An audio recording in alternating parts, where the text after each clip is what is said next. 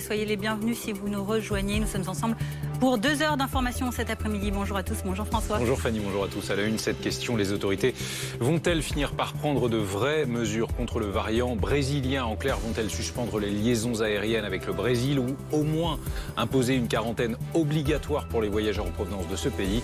De nombreux professionnels de santé et des élus le réclament. Peut-être une lueur d'espoir. Des modélisations de l'Institut Pasteur prévoient une stabilisation de la tension dans les hôpitaux ces prochains jours. Pour l'instant, elle n'est pas encore observée dans les services hospitaliers. Sur quoi se base cette étude de l'Institut Pasteur? Reportage à suivre. La crise sanitaire, toile de fond d'un scandale judiciaire d'après l'avocat de la famille d'une jeune fille violée par un homme l'automne dernier, 6 mois après sa libération anticipée. Était-il sorti de prison grâce au Covid? Comme le dit l'avocat de la famille, les versions divergent. Précision à suivre.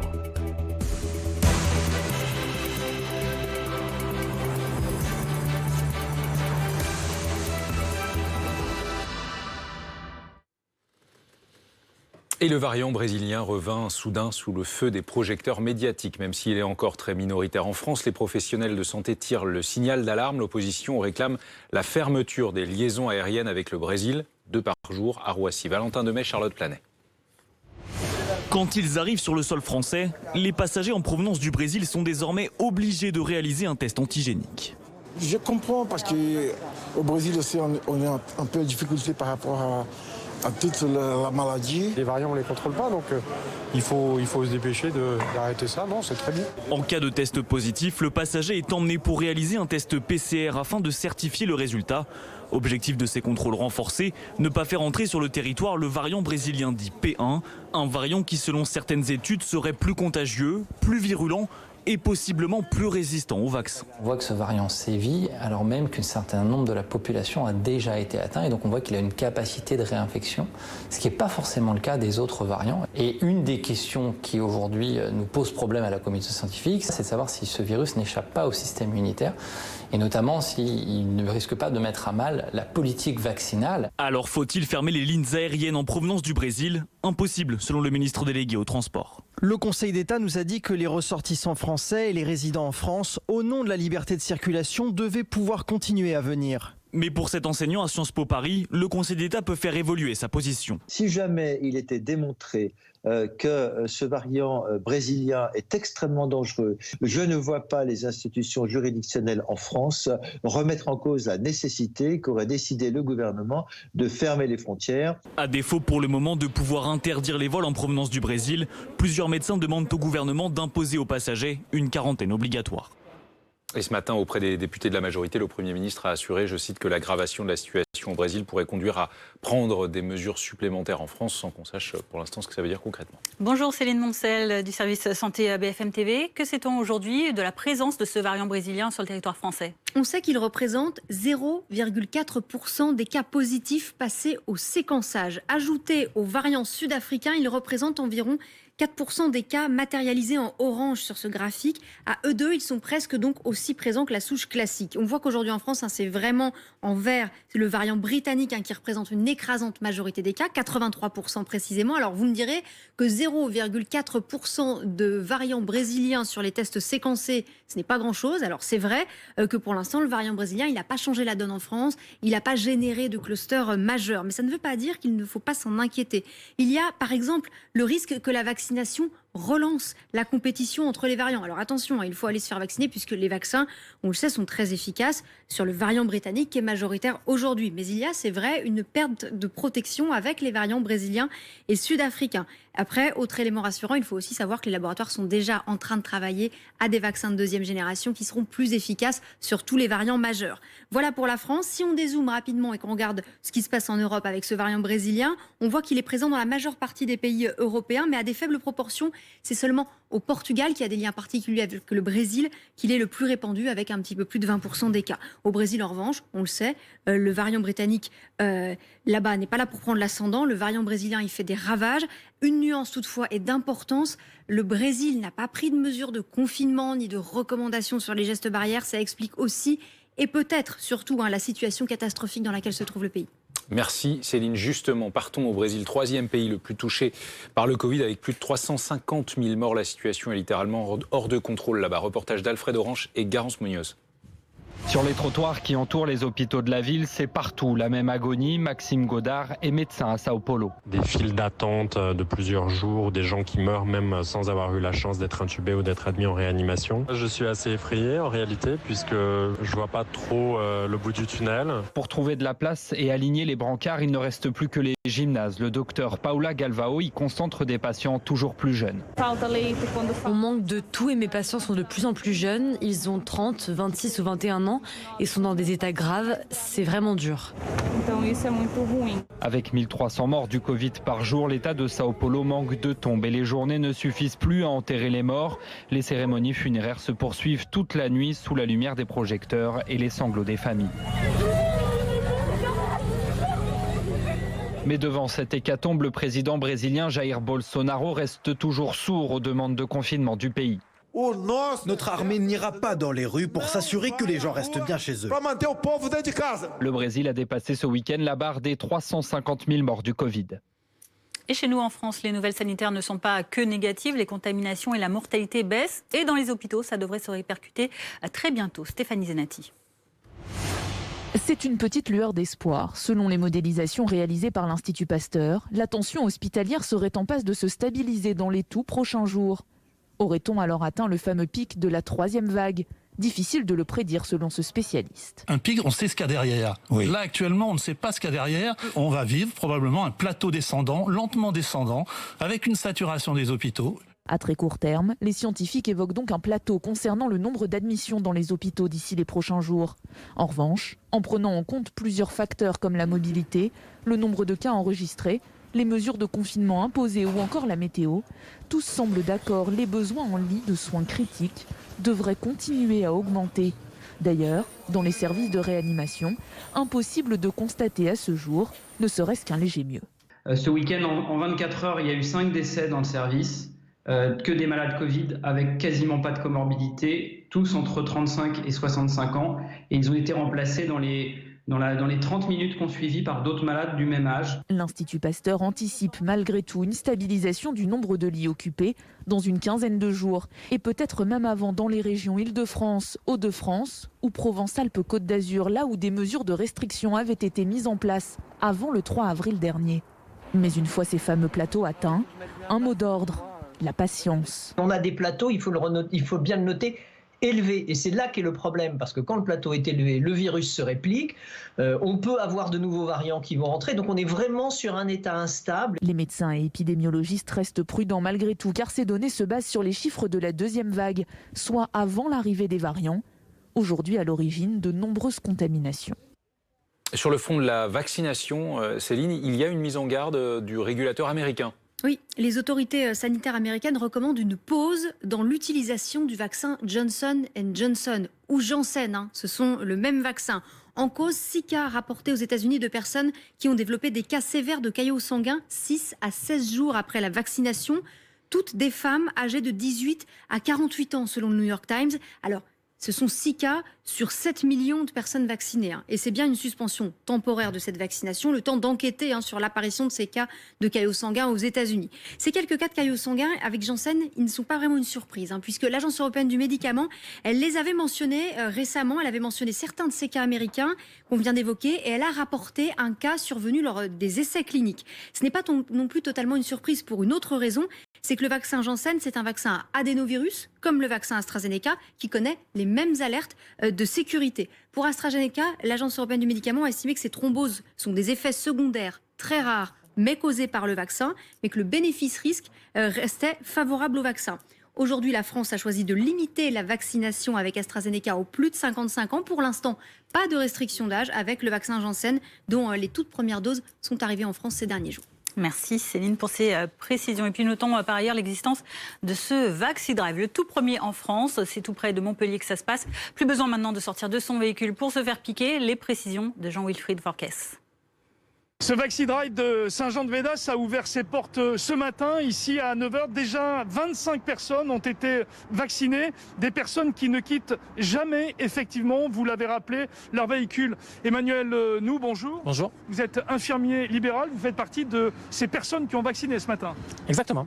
25 personnes. 25 personnes ont été vaccinées ce matin dans le processus du drive.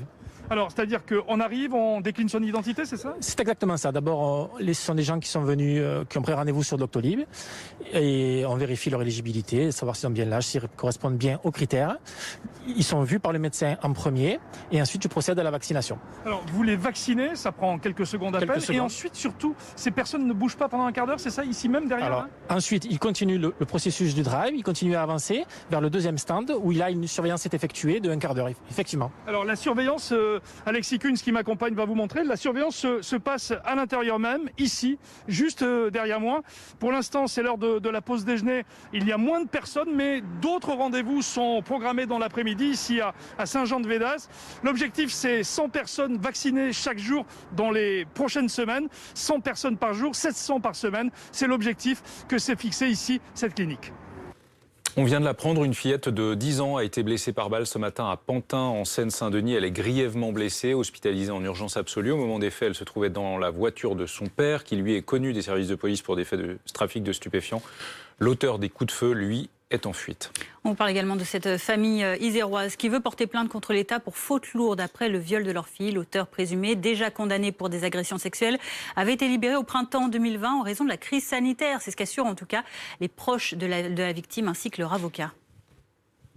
Notre fille a été violée par un individu connu de la justice, condamné précédemment pour violence, agression sexuelle et séquestration envers son ex-compagne. Notre fille a porté plainte immédiatement et a fait preuve de courage. Elle fait face malgré le traumatisme. Lors de notre dépôt de plainte, un gendarme nous a dit « c'est une libération anticipée Covid-19 ». Cette déclaration a été un choc, une incompréhension et une colère profonde envers la justice. Comment peut-on remettre en liberté un individu avec un parcours aussi violent que le sien ? Combien sont-ils à avoir commis des faits similaires en libération Covid-19 ? Mélanie Bertrand du service police-justice de BFM TV nous a rejoint. Mélanie, d'abord les faits, quels sont-ils précisément ? Alors les faits, ils concernent une jeune fille que l'on va appeler Anne-Lise, qui a 17 ans. Le 24 octobre dernier, elle est victime d'un viol. Son agresseur présumé, lui, il est sorti de prison 6 mois plus tôt. C'est un homme d'une trentaine d'années qui avait été condamné en 2018 à 4 ans ferme pour des violences, des agressions sexuelles sur son ex-compagne.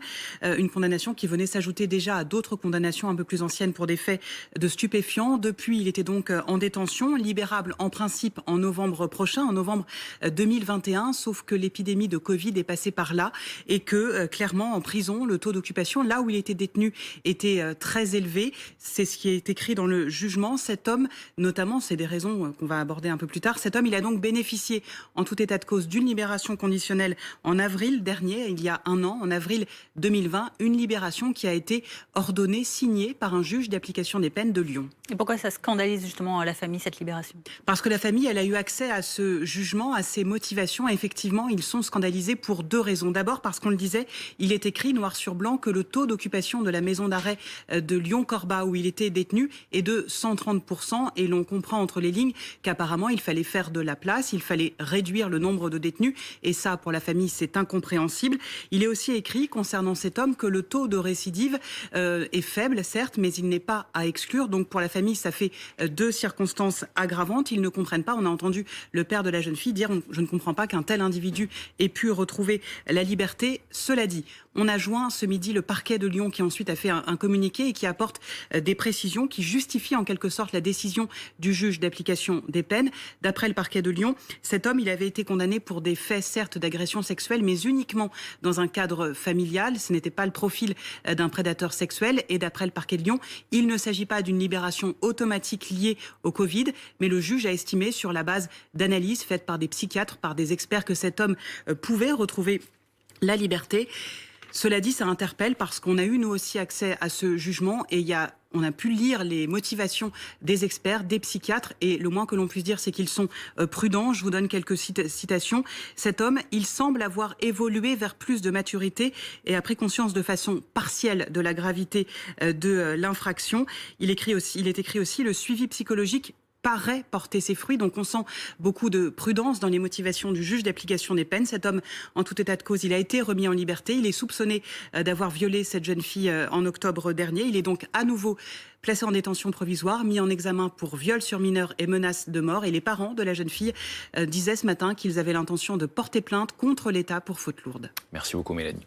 En bref, la première apparition de Roselyne Bachelot depuis son hospitalisation pour cause de Covid. Tout à l'heure, elle a échangé à distance avec des sénateurs. Le ministre de l'Éducation, pour sa part, lui, est cas contact. Jean-Michel Blanquer est donc à l'isolement. Quant aux élections régionales, l'exécutif est finalement favorable à leur maintien au mois de juin, avec tout de même un décalage d'une semaine. Vous voyez les dates, elles auront lieu pour le premier tour le 20 juin, pour le deuxième le 27. Thomas Soulier, officiellement, ce report d'une semaine, il est lié à la situation sanitaire, mais vraiment, on se demande quel est l'intérêt. L'exécutif avance 3 arguments principaux en disant en une semaine de plus, ça permet de vacciner 2 millions, 2,5 millions de Français. C'est toujours ça de prix. Deuxième raison avancée, cela laisse plus de temps de préparation aux maires, car on le sait, ces élections à la fois régionales et départementales le même jour sont en casse-tête sanitaire organisé. Il va falloir quelques jours supplémentaires. Et puis troisième argument avancé, c'est qu'il y aura plus de temps de campagne pour ces candidats. On sait que la campagne va être courte, totalement inédite, parce qu'elle va se passer en visio, peut-être dans un rayon de 10 km, nous verrons, avec un couvre-feu. Donc ça laisse un peu plus de temps pour les candidats pour faire campagne et faire des réunions en visio encore une fois. Mais concrètement, qu'est-ce que ça va changer? Parce que les difficultés de campagne vont rester les mêmes. Ainsi, le MoDem, notamment, voudrait vacciner tous les assesseurs dans les bureaux de vote. Pour cela, il faudrait les vacciner dès maintenant. Ça ferait une deuxième dose dans 6 semaines, l'immunité, etc., etc. Donc vous voyez que ça, ce n'est pas réglé avec ce changement de date d'une semaine. Ça aurait pu être réglé avec ce changement de date au mois d'octobre. Deuxième inconvénient, c'est que comment faire campagne aujourd'hui avec, on le disait, les 10 km, le couvre-feu. Vous savez, les présidents de région ont des dérogations pour faire campagne à l'autre bout de la région. Le candidat lambda, lui, il ne pourra pas faire campagne à l'autre bout de la région. Donc vous voyez, il y a une distorsion, on voit, entre les candidats. Donc tout cela n'est pas réglé. Et puis dernière chose, cela ne règle en rien le problème de participation qui s'annonce totalement bas, avec une abstention sûrement record. Ça ne changera pas également le résultat. Un pilier de la majorité me disait qu'on se prenne une tôle mi-juin ou fin juin, ça reste une tôle. Ça mérite d'être clair. Ça vous laisse C'est tout à fait exact. sans voix. Merci Thomas. C'est dans ce contexte sanitaire que démarre aujourd'hui le mois saint de jeûne du Ramadan pour quelques 4 millions de Français musulmans. Question, comment concilier rite religieux, tradition sociale et restrictions sanitaires? On voit ça avec Sonia Reynaud, Hugo Lozi et Guillaume Barqui. Pour ces croyants de la Grande Mosquée de Paris, le plus dur, c'est de ne pas se réunir en famille lors d'une période d'habitude très conviviale. En fait, c'est le mois où on est censé être le plus ensemble. Donc c'est difficile de se dire qu'on va devoir se séparer. Je sais que mon père va se faire vacciner et j'espère que ma mère aussi dans la foulée. Après quoi, je pourrai leur rendre visite, j'espère. Ici, le protocole n'a pas changé. Tapis de prière individuel, entrée et sortie par 2 portes différentes. Mais passé 19h, la mosquée devra fermer pour couvre-feu, ce qui privera les fidèles des rondes nocturnes habituelles. Après de manger, on vient à la mosquée, on change les idées, on parle, tout ça, on se balade un peu, on fait la prière de l'Aïcha ensemble. Le fait de prier à la mosquée, c'est une prière en groupe. Du coup, il y a plus de force, alors que prier tout seul à la maison, personnellement, je trouve que c'est plus dur. Avec la fermeture nocturne, la mosquée ne pourra assurer que 2 prières sur les 5 habituelles, mais son recteur veut compenser grâce aux réseaux sociaux. J'ai demandé cette année à ce que des imams, il y en a 3 ou 4 qui vont faire ensemble en live la prière qui permettra aux fidèles de suivre en famille à partir de chez eux. Le recteur de la Grande Mosquée de Paris appelle aussi les musulmans à se faire vacciner massivement afin de retrouver leurs proches au plus vite. Et puis nous sommes toujours sans nouvelles des 10 personnes enlevées avant-hier en Haïti, dont 7 religieux, parmi lesquels 2 Français. Le président d'Haïti promet juste de ne pas baisser les bras. Jérémy Charrier, Justine Fontaine, Antoine Forestier avec Caroline Bertolino. Et le voilà. Sur ces photos de famille, le père Michel Briand, un prêtre de 67 ans, enlevé il y a 2 jours à Haïti avec 6 autres religieux. Son frère décrit un homme dévoué, passé déjà par de nombreuses épreuves. Il a eu tellement d'histoires dans sa vie, tout au long des 30 ans qu'il a été là-bas, qu'il n'y a plus rien de surprenant dans tout ce qu'on voit. En 2015, il est blessé par balle alors qu'il sort d'une banque. Il rentre en France pour se faire soigner, puis repart aussitôt. C'est quelqu'un qui était investi à Haïti. Hein, vraiment, quand il nous parlait d'Haïti, tous ceux qui ont été le voir là-bas, vu les circonstances, notamment le milieu où il vivait, c'était très compliqué. C'est vrai, il faisait beaucoup pour les gens là-bas. Une autre Française figure parmi les 7 personnes enlevées, sœur Agnès Bordeaux, une octogénaire présente sur l'île depuis 2 ans. Elle faisait une mission de proximité auprès des gens, c'est-à-dire partage de la vie quotidienne, écoute, accueil. Si elle a été envoyée en Haïti, ça veut dire qu'elle est en bonne santé. Parce que c'est quand même une vie assez rude. Hein. Donc c'est une femme de 80 ans qui se porte très bien. Leur ravisseur réclame une rançon d'$1 million. Le parquet de Paris a ouvert une enquête. La nuit dernière a encore été marquée par des gelées dans certains départements. La filière agricole des arbres fruitiers notamment a été durement touchée déjà la semaine dernière, ce qui pourrait faire augmenter les prix cet été. Jérémy Charrier, Alexis Kuntz et Guillaume Marquis. Des bourgeons morts-nés, ravagés par le gel. Un épisode rarissime et historique selon le gouvernement, qui n'hésite pas à employer les mots forts. On a eu un événement climatique dramatique, probablement la plus grande catastrophe agronomique de ce début du XXIe siècle. Ce sont des pertes économiques pour les producteurs de fruits. Alors le prix des pommes, pêches ou fraises va-t-il flamber ? Sur les étals de ce marché parisien, c'est la crainte majeure. On n'a aucune nouvelle, juste qu'il va y avoir du retard. Moins il y en a et plus c'est cher. C'est un peu trop... On réfléchira, on essayera quand même d'acheter français si possible. Dans certaines zones, c'est 100% de la production qui a été perdue. Dans l'Hérault, la Chambre d'agriculture met la pression sur les intermédiaires et les distributeurs. J'en appelle à une responsabilisation parce que souvent ce que l'on voit, c'est que le prix le plus bas payé, il est pour les agriculteurs et avec les intermédiaires, les distributeurs, c'est là où va donc la marge. Ce week-end, Jean Castex a promis des enveloppes exceptionnelles et le déplafonnement du fonds des calamités agricoles. La chronique éco. Prenez de l'avance en regardant votre chronique avec la BMW X1 hybride rechargeable.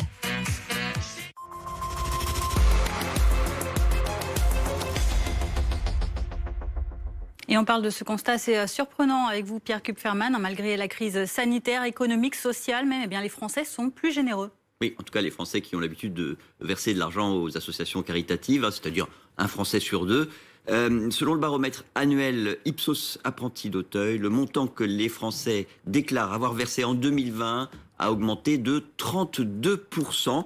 95 € de plus, c'est considérable. En revanche, il n'y a pas eu, ça c'est important, d'augmentation du nombre des donateurs. Ceux qui disaient l'année dernière que la crise les poussait à se montrer plus solidaires, alors qu'ils n'avaient pas donné les années précédentes, n'ont pas vraiment mis la main à la poche. Peut-être n'ont-ils tout simplement pas eu les moyens de le faire. C'est une possibilité.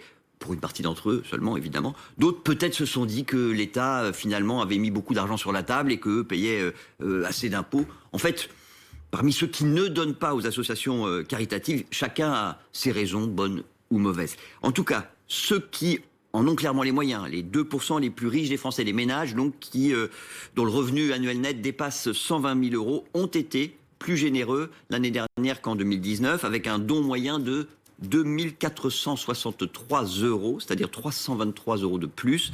Et cette année, déjà, les 3/4 d'entre eux ont fait au moins un premier don. Est-ce que les causes soutenues par les Français restent les mêmes ou est-ce que la donne a changé ? Alors la donne a clairement changé. L'aide aux personnes démunies est devenue la première cause à soutenir, alors que l'année dernière, à la même époque, c'était la santé et la recherche. On voit bien que sur une année, les préoccupations sociales ont pris de l'ampleur. Est-ce que l'avantage fiscal consenti par l'État aux donateurs favorise la générosité ? Oui, indéniablement. Mais le paradoxe, c'est que en se montrant plus généreux l'année dernière, l'État a conduit une partie de ceux qui donnaient beaucoup à donner un petit peu moins. Bon, je vous rappelle la règle. Sur chaque don aux associations caritatives reconnues par l'État, 75% du montant versé est déduit de l'impôt sur le revenu. Et depuis l'année dernière, c'est ça la nouveauté, le plafond pour bénéficier de cet avantage fiscal est passé de 552 à 1 000 €. Qu'est-ce que ça veut dire concrètement ? Qu'on peut économiser jusqu'à 750 € d'impôt. Je le redis parce qu'apparemment, beaucoup de Français ignorent que le montant défiscalisable, cet adjectif n'est pas très beau, mais il dit bien ce qu'il veut dire, que ce montant a été revu à la hausse et que cela vaut aussi pour cette année. Merci Pierre.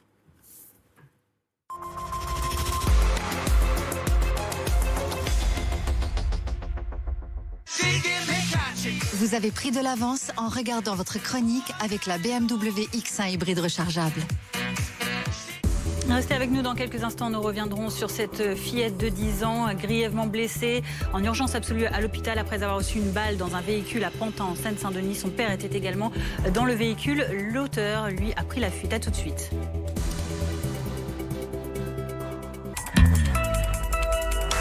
« 9h midi. Merci d'être avec nous sur BFM TV. Bruce Toussaint vous emmène au cœur des news. 2 informations capitales ce matin. Vous saurez tout. Pour qui, quand, comment se passe la vaccination? Vous comprendrez tout.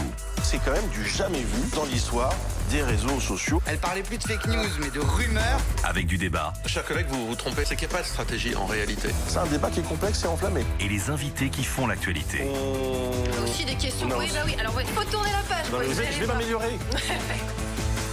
Le live Toussaint, tous les jours, à 9h sur BFM TV. Prenez de l'avance en regardant votre programme avec la BMW X1 hybride rechargeable.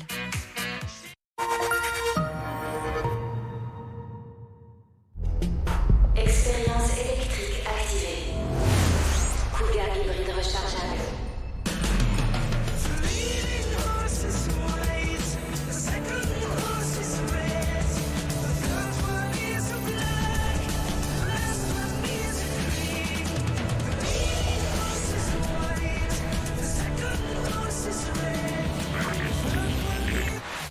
Ford Kuga hybride rechargeable, plus de 50 km en 100% électrique.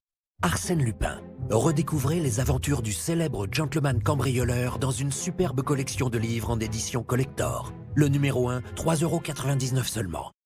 On met le turbo sur les cadeaux. Jusqu'au 8 mai chez Point S, pour l'achat de 4 pneus Bridgestone, jusqu'à 120 € sont offerts. Pas de stress, il y a Point S. La concurrence est devant nous, encore. Mais comment ? Ils ont une meilleure solution finance que nous. Ils doivent avoir une meilleure solution finance que nous. Workday. Comment prennent-ils des décisions aussi vite? Workday. Il doit y avoir une raison. Workday. Ah, je crois avoir une idée. Work. Paul, on t'entend pas là.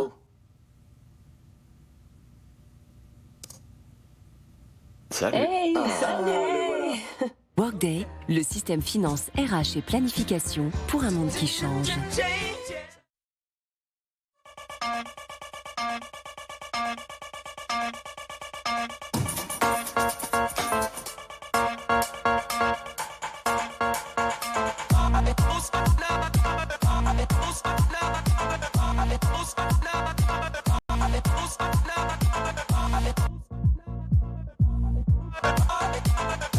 En ce moment, profitez de la BMW Série 1 édition sport des 295 € par mois, entretien inclus.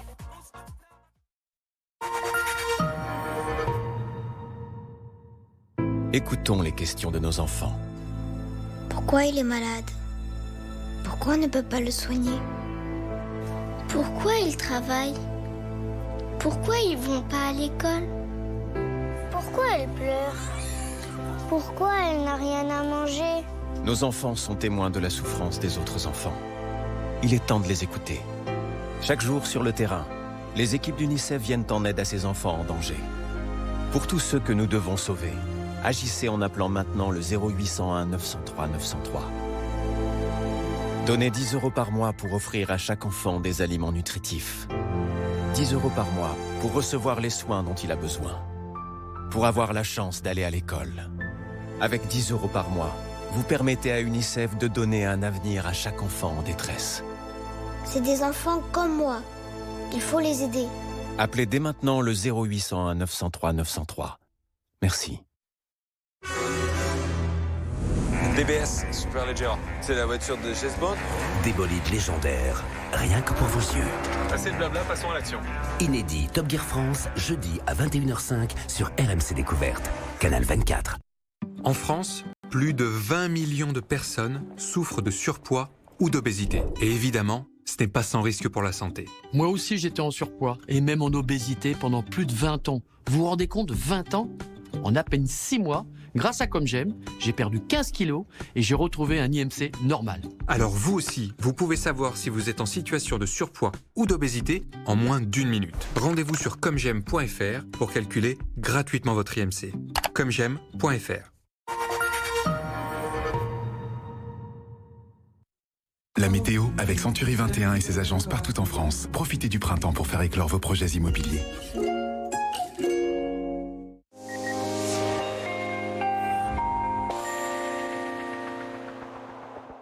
Le soleil s'impose cet après-midi sur la plupart des régions. À noter un ciel un peu plus variable pour les régions du nord-est et de l'est avec éventuellement une petite ondée pour le nord-est. Petite averse également pour le Mercantour ou pour la partie est de la Corse. Le ciel sera légèrement voilé pour les régions de l'ouest. À noter toujours le Mistral, les rafales à 80 km/h. Les températures, c'est de l'air toujours trop froid qui s'impose sur la France, des valeurs comprises entre 10 degrés pour Lille et pour Cherbourg, 12 degrés à Paris, 16 degrés à Bordeaux, la maximale pour Perpignan avec 19 degrés. Demain matin, un ciel voilé pour le sud-est, un ciel également un peu plus nuageux pour la Côte d'Azur, quelques nuages pour les régions du nord-est. Dans l'après-midi, les nuages vont se multiplier le long des frontières du nord-est. Le ciel sera chargé pour le sud-est et pour la Corse, avec quelques ondées, petites ondées possibles pour les Pyrénées. Partout ailleurs, des conditions très ensoleillées. Les températures demain matin en baisse, -3 pour Reims, 0 pour Lille, 1 degré pour Nantes et 8 à Nice. Et dans l'après-midi, des températures toujours trop fraîches pour la saison, 10 degrés pour Lille, 12 à Paris, 14 à Nantes, 14 également pour Lyon, 17 à Marseille.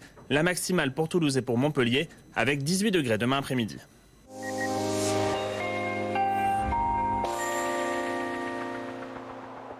C'était la météo avec Century 21 et ses agences partout en France. Profitez du printemps pour faire éclore vos projets immobiliers. Bientôt 15h30 sur BFM TV. Bienvenue si vous nous rejoignez. À la une de l'actualité, cette fillette de 10 ans hospitalisée en urgence absolue après avoir été grièvement blessée par balle aujourd'hui à Pantin dans une voiture. Son père y était également présent. L'auteur des coups de feu est toujours en fuite. On en parle en plateau dans un instant avec Alexandra Gonzalez et le service police-justice. Un détenu a-t-il été libéré grâce au Covid, entre guillemets? C'est ce qu'affirme la famille d'une jeune fille violée par cet homme à l'automne dernier. Elle veut porter plainte contre l'État pour faute lourde. Cette question, les autorités vont-elles prendre de vraies mesures contre le variant brésilien? En clair, vont-elles suspendre les liaisons aériennes avec le Brésil ou encore au moins imposer une quarantaine obligatoire pour les voyageurs en provenance de ce pays? Rien n'est moins sûr. Pourtant, de nombreux professionnels de santé sont inquiets.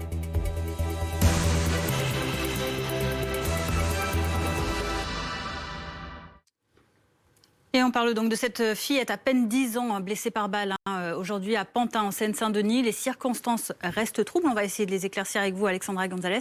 Que sait-on des faits à l'heure actuelle? Alors ça s'est passé vers 13h. Un homme circulait en voiture avec sa fille à bord de la voiture, sa fille âgée de 10 ans. Et un autre homme, un tireur, a surgi, a tiré sur le véhicule et a blessé la fillette de 10 ans, grièvement blessé la fillette. Le père l'a conduit immédiatement aux urgences à l'hôpital et elle est actuellement en urgence absolue. Le père, lui, il n'a rien? Le père n'a pas été blessé selon nos informations, mais évidemment tout ça est en cours de consolidation et reste à déterminer. Il est connu de la police, selon l'expression consacrée.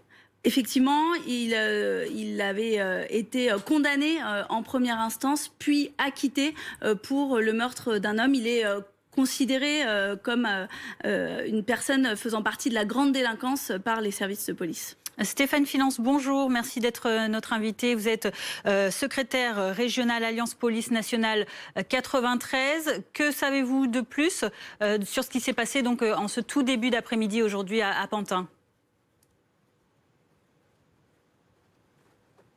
Aujourd'hui, aux alentours de 13h, sur la commune de Pantin, un père et sa fille circulaient à bord d'un véhicule. Ils se sont retrouvés dans une petite rue de la commune. Est arrivé sur une trottinette électrique un individu qui, pour l'instant, n'est pas identifié, vêtu de noir, et qui aurait fait usage d'armes à feu sur le véhicule. Donc, sur place, mes collègues ont retrouvé environ une dizaine de douilles.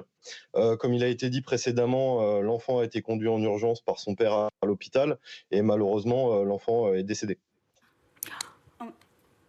D'accord, donc là vous nous apprenez effectivement que l'enfant qui a été touché vient de décéder. Alors, Alexandra Gonzalez. Alors, pour l'instant, nous c'est... D'après les informations qu'on a pu obtenir, effectivement, c'est dramatique, mais cet enfant n'a pas survécu au tir qu'elle a subi.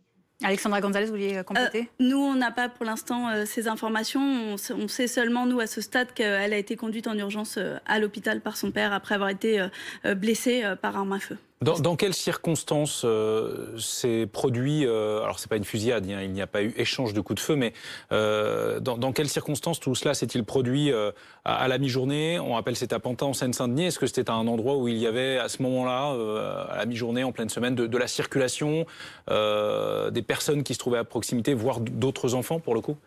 Alors a priori, le père n'était pas très loin de son domicile avec sa fille, en étant rue Rouget-Lille. C'est une petite rue de la commune de Pantin, qui est peu fréquentée et donc qui était très calme au moment des faits. C'est une toute petite rue pavillonnaire. Que sait-on du père? On sait qu'il est défavorablement connu des services de police. Pour quelles raisons? Alors d'après les informations qu'on a pu avoir, factuellement, effectivement, c'est quelqu'un qui aujourd'hui est connu des services de police défavorablement. Maintenant, il n'y a pas nécessité de rentrer dans le détail, mais effectivement, c'est quelqu'un qui était connu de notre service.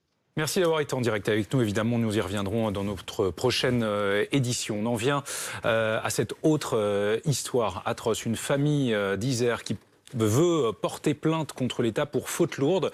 Leur fille de 17 ans a été violée à l'automne par un homme qui était sorti de prison 6 mois plus tôt. Et l'avocat de la famille assure qu'il était sorti de prison grâce, en quelque sorte, à la crise sanitaire, grâce au Covid. Olivier Jouglard avec Justine Fontaine.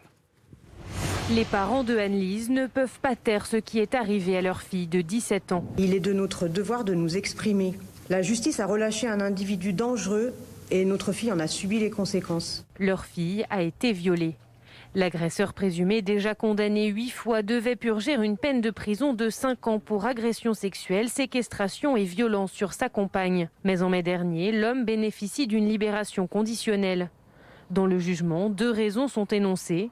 La première, le risque de récidive du détenu est qualifié de faible. L'expert note que l'homme semble avoir évolué vers plus de maturité, qu'il a pris conscience de façon partielle de la gravité de l'infraction commise. L'autre élément déclencheur de cette libération, la situation sanitaire nécessitant que le taux d'occupation de la maison d'arrêt de Lyon-Corba soit réduit pour limiter la propagation du virus au sein de la prison. Pour moi, il y a une erreur. La justice a commis une erreur, une faute. C'est irréel. J'ai l'impression qu'on m'a violée aussi. C'est quand même ma fille. Les parents de la victime attaquent l'État pour faute lourde. Pour leur avocat, cette libération relève bien d'un scandale judiciaire, car selon lui, le risque de récidive était clairement énoncé. Cette décision qui ordonne la libération de cet individu, elle mentionne noir sur blanc le risque de récidive à 2 reprises, et par ailleurs, elle indique qu'il y a chez cet individu une tendance au passage à l'acte hétéro-agressif. Voilà ce qui révolte tout simplement mes clients. L'homme se trouve actuellement en détention provisoire.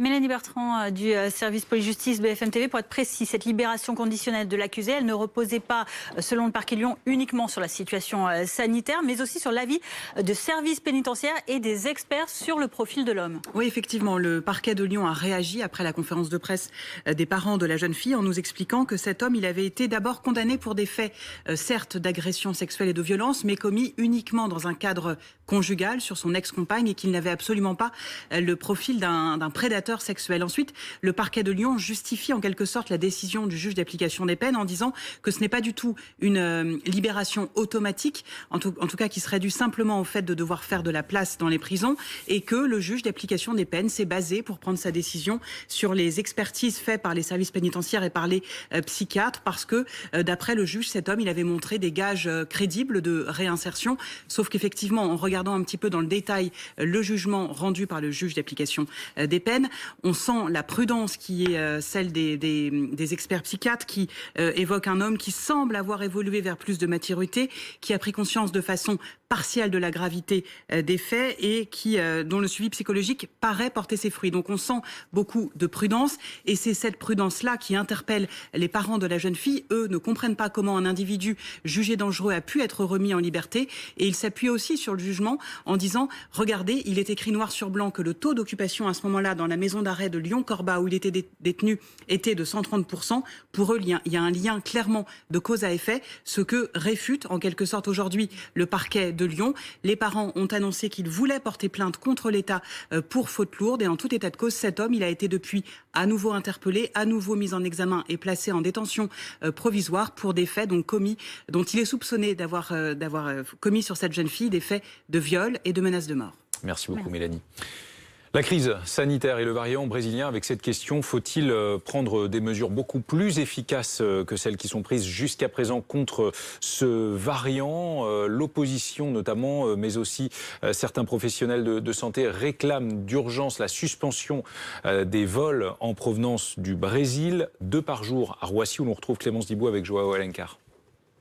Eh bien, les passagers en provenance du Brésil ont un cheminement à part. Concrètement, par exemple, vous l'avez dit, il y a 2 vols qui sont arrivés du Brésil ce matin. Ça représente une centaine de passagers. Ils avaient tous un test PCR négatif à l'embarquement au Brésil. Et puis, eh bien, nouveauté depuis ce week-end, ils doivent effectuer un test antigénique de façon obligatoire depuis ce week-end et non plus de façon aléatoire comme c'était le cas avant. Ces personnes qui ont été testées, toutes testées négatives selon la préfecture ici, ont pu ensuite partir un peu partout là où elles doivent donner leur lieu de résidence, mais avec un isolement de 7 jours, recommandation du gouvernement. Et les passagers que nous avons pu croiser ce matin, eh bien, ont promis de s'y plier avec plus ou moins d'intérêt, plus ou moins de conviction pour cet isolement. Ils se sont confiés tout à l'heure à Joao Alencar.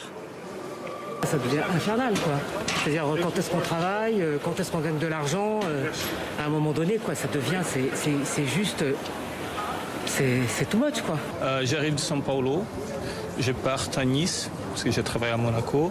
Je partais du Brésil, j'avais fait mon test PCR, mais quand je suis arrivé ici, j'étais obligé à faire un deuxième test, parce qu'il y a des nouveaux cépages. Je ne suis pas très sûr de 14 jours, hein, parce que si on fait un test là-bas, on refait le test ici, bon, je trouve ça un peu inutile.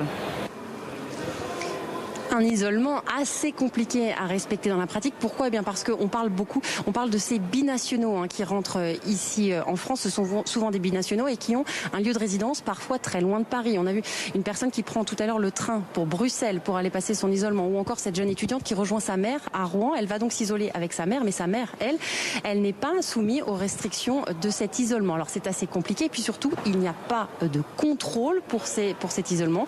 Et par exemple, eh bien, nous avons pu parler à un Français qui rentre aujourd'hui ici en France et qui va, eh bien, dans 6 jours, se rendre à un événement professionnel très important dans 6 jours et non pas dans 7 jours, alors que cet isolement recommandé et demandé par le gouvernement français est bien de 7 jours. Et dans ce contexte, et alors que certains pays comme le Royaume-Uni ou encore le Portugal appliquent déjà des mesures strictes, eh bien Jean Castex en France lui a déclaré ce matin en réunion de groupe La République En Marche que des mesures supplémentaires pourraient être prises s'il y avait une aggravation, vous voyez, de la situation au Brésil. Et dans quelques instants, nous reviendrons sur ce qui s'est passé à Pantin, en Seine-Saint-Denis, à la mi-journée. Des coups de feu tirés sur une voiture à l'intérieur de laquelle se trouvait notamment une fillette. Elle est grièvement blessée. À tout de suite.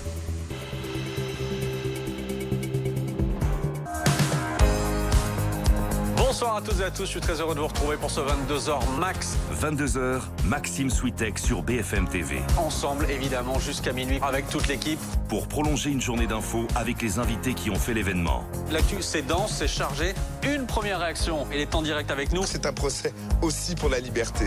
Nos reportages. Avec un témoignage ce soir. Une soirée news et décontractée. Docteur, merci beaucoup pour votre patience. Je ne me suis pas évanouie, c'est déjà un petit miracle. 22h Max avec Maxime Switek. Chaque soir, du lundi au jeudi, sur BFM TV. Votre programme vous est présenté par Imola, fabricant de canapés et fauteuils de relaxation.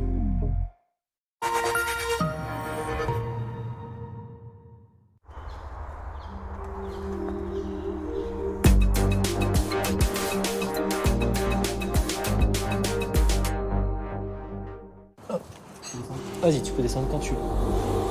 Je mets ta main droite au niveau des fesses.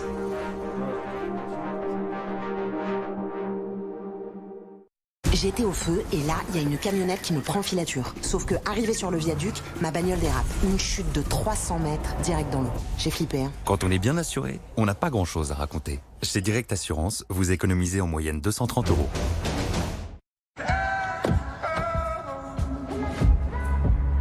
Je peux vous proposer du blanc. Du blanc léger, cassé, brillant, poudré, ou un blanc sombre peut-être. Vous n'auriez pas quelque chose de plus original ?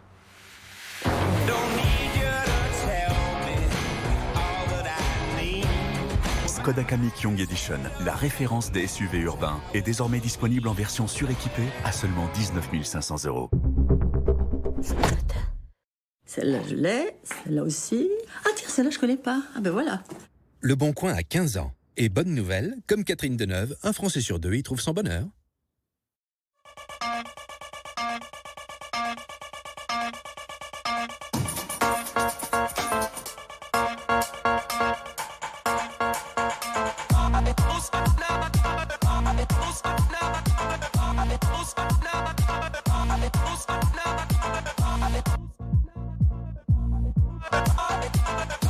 En ce moment, profitez de la BMW Série 1 édition sport des 295 € par mois, entretien inclus.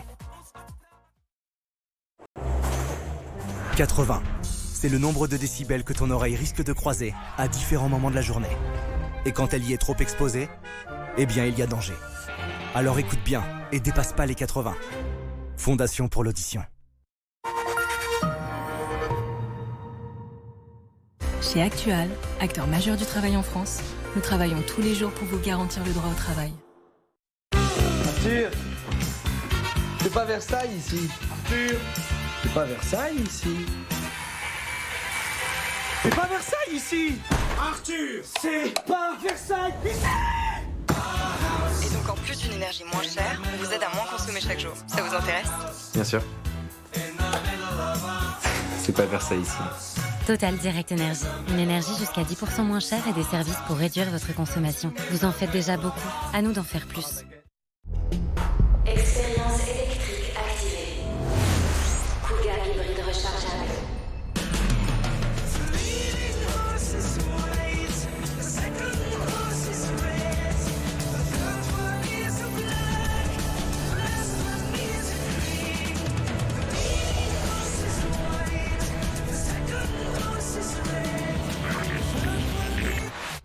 Ford Kuga hybride rechargeable, plus de 50 km en 100% électrique. Hé, homme du monde entier, écoutez-moi. Prendre soin de sa peau peut être un vrai casse-tête. Sérum hydratant, formule anti-fatigue, qui a vraiment le temps pour ça? C'était rhétorique, Thomas. Restez simple, avec des soins à base d'ingrédients de qualité, élaborés par des experts en soins pour hommes.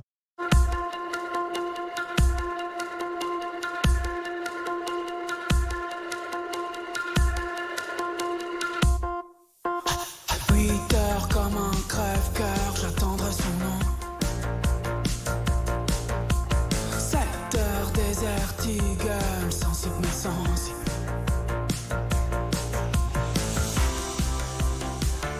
Carte noire, intensément aromatique, intensément vivant. –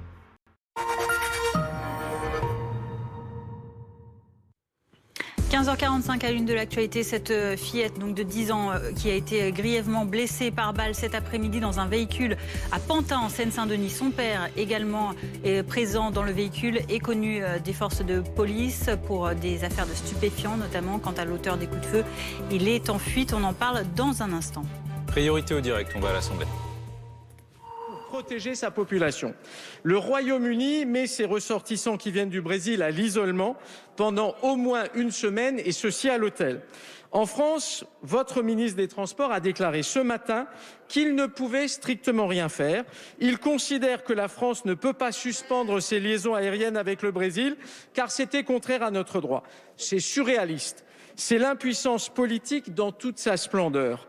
Pire, cette impuissance de l'État et cette incapacité de votre gouvernement à faire évoluer notre droit pour protéger la population face à ce nouveau variant menace d'anéantir 13 mois d'efforts remarquables à la fois des soignants et des Français pour lutter contre le virus.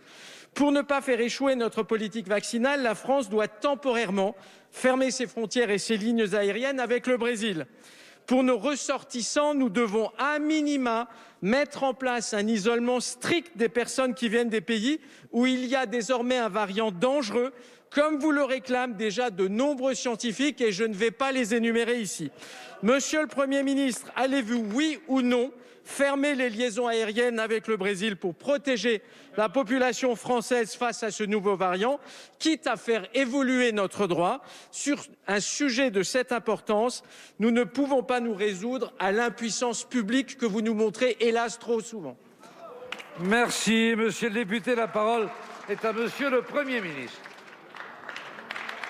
Merci, monsieur le président. Mesdames et messieurs les députés, monsieur le député, une fois encore, vous partez d'une constatation établie, la gravité de la situation au Brésil.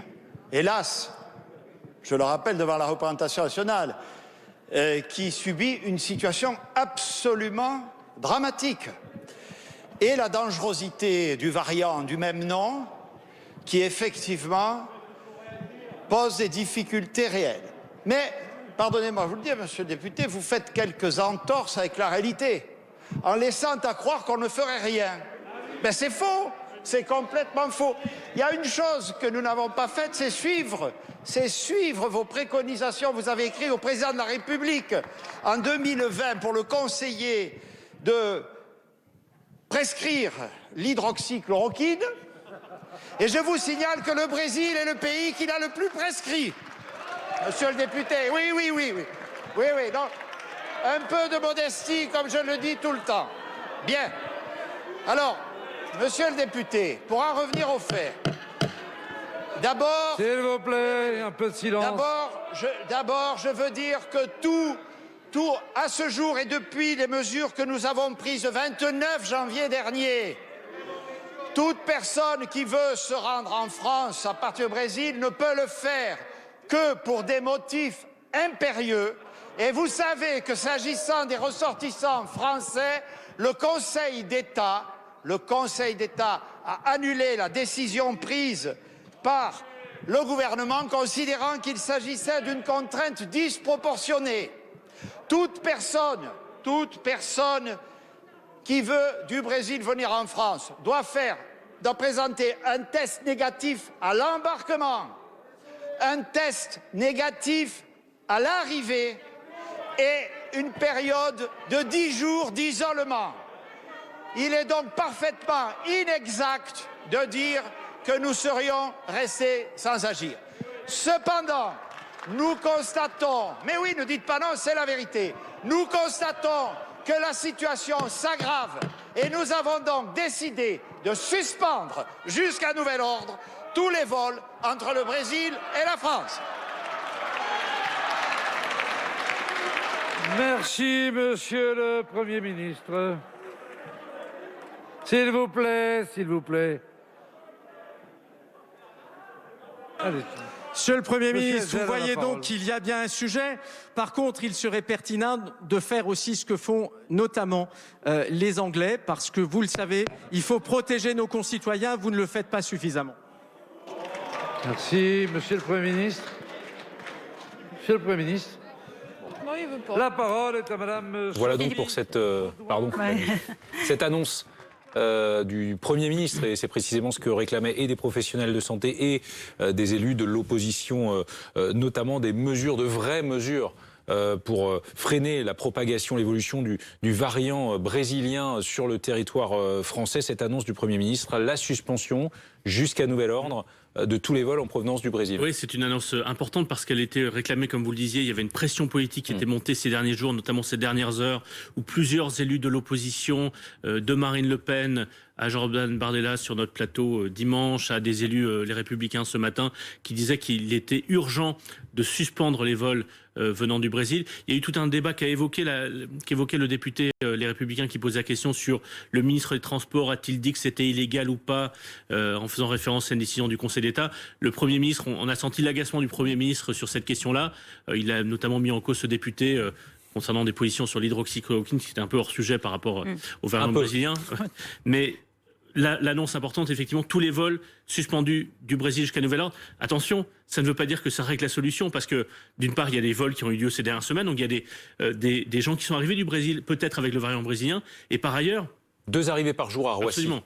Et même s'il y a des contrôles, tests PCR avant de partir, tests antigéniques en arrivant, il peut y avoir des personnes qui sont passées à travers les mailles du filet en portant le variant jusqu'à chez nous. Par ailleurs, le variant est déjà présent chez nous. Et puis si vous partez de Sao Paulo et vous prenez un vol pour partir à, à Toronto, de Toronto vous partez à Moscou ou à Rome ou je ne sais où, à Francfort, et que vous volez de Francfort à Paris ou de Francfort à Marseille, eh bien cette suspension des vols du Brésil ne change rien. C'est-à-dire que ça limite, ça règle le problème de ces 2 vols arrivant à Roissy le matin. Ça ne règle pas la question du variant brésilien de manière générale. D'ailleurs, une fois encore, on se demande peut-être ce que l'Union européenne peut faire. Et d'ailleurs, c'était l'un des arguments de ceux qui reprochaient au gouvernement français de ne pas en faire assez. Ils disaient, regardez les Britanniques, regardez les Portugais, on sait les liens qu'il y a entre le Portugal et le Brésil. Eux ont suspendu les vols. Qu'est-ce qu'on attend pour faire la même chose? C'est-à-dire qu'ils ne le détaillent pas ici, mais probablement que cet effort, cette annonce de Jean Castex va se doubler d'un effort au niveau européen pour harmoniser, au moins au niveau de l'Union européenne, ces décisions de suspension des vols depuis le Brésil. Soulignons aussi que ça pose des problèmes importants. Il y a des binationaux. c'est-à-dire des citoyens français qui sont aujourd'hui sur le sol brésilien, à qui on va compliquer la tâche de revenir dans leur propre pays, le territoire français. C'est pas simple, ça va être compliqué. Et donc eux, et parfois c'est pour de bonnes raisons, vont parfois essayer de contourner cette interdiction en prenant un vol, par exemple, pour un pays tiers. Donc voilà, ça ne règle pas de façon simple et mécanique la situation. C'est d'ailleurs pour ça que le gouvernement disait, mais attendez, il suffit pas de suspendre les vols. Enfin, c'est quand même un outil supplémentaire. Oui, c'est loin d'être rien. Oui, mais si demain vous êtes un citoyen français, vous êtes au Brésil, vous voulez rentrer dans votre pays, en France, on peut pas vous l'interdire. Vous ne pouvez pas voler pour Paris, vous allez prendre un vol pour Francfort ou pour Rome ou pour Moscou ou pour Tokyo. Mais ce cas des binationaux, c'est peut-être pas la majorité des voyageurs. Oui, mais c'est le cas d'un certain nombre on l'a vu d'ailleurs dans le reportage tout à l'heure, et c'est ce que disait notre reporter à Roissy, c'est le cas d'un certain nombre de passagers. C'est pas des gens qui font du tourisme qui en ce moment essaient de revenir du Brésil, c'est des gens qui ont un motif impérieux pour revenir sur les territoires français, et notamment le fait que certains nombre d'entre eux sont des citoyens français. D'où peut-être la possibilité, voire l'impératif, de doubler cette mesure de l'autre qui serait, parce que le Premier ministre a beau jeu de rappeler que aujourd'hui il y a un isolement prévu pour les personnes qui rentrent. Enfin, il est recommandé, en aucun cas obligatoire. Il faut peut-être serrer la vis aussi de ce point de vue-là. Avec l'idée, par exemple, d'avoir peut-être, c'est ce qu'évoquaient des responsables de l'opposition, une quarantaine, avec une quatorzaine plutôt, 14 jours avec des règles plus strictes, dans des hôtels désignés, comme ça a été le cas dans certains pays. Mais on a bien vu depuis un an qu'à chaque fois que ces débats ont eu lieu en France, il n'y avait pas il y avait un doute sur l'efficacité ou sur la mise en place de ce type de mesures en France, comme ça a été le cas dans des pays comme par exemple au Japon ou en Corée, où il y a eu des règles très strictes. Vous deviez rester dans un hôtel désigné à l'avance. Ça n'a jamais été possible en France pour l'instant. Merci Philippe Corbet. On y reviendra évidemment dans notre prochain journal, et puis à suivre également ces faits autour de ces coups de feu reçus par une petite fille de 10 ans dans une voiture de Pantin en Seine-Saint-Denis en début d'après-midi. Son père était également présent dans le véhicule. L'auteur des coups de feu, lui, a pris la fuite. On en parle dans un instant avec notre service police-justice en plateau et sur le terrain. À tout de suite.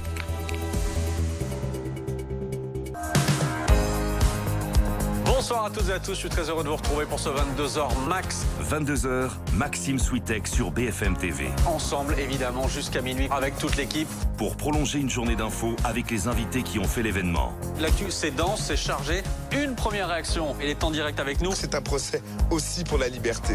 Nos reportages. Avec un témoignage ce soir. Une soirée news et décontractée. Docteur, merci beaucoup pour votre patience. Je ne me suis pas évanouie, c'est déjà un petit miracle. 22h Max avec Maxime Switek. Chaque soir, du lundi au jeudi, sur BFM TV. Courez, bougez, respirez, prenez soin de vous. Restons inarrêtables. Votre programme avec Iron.fr, spécialiste running trail fitness sur Internet.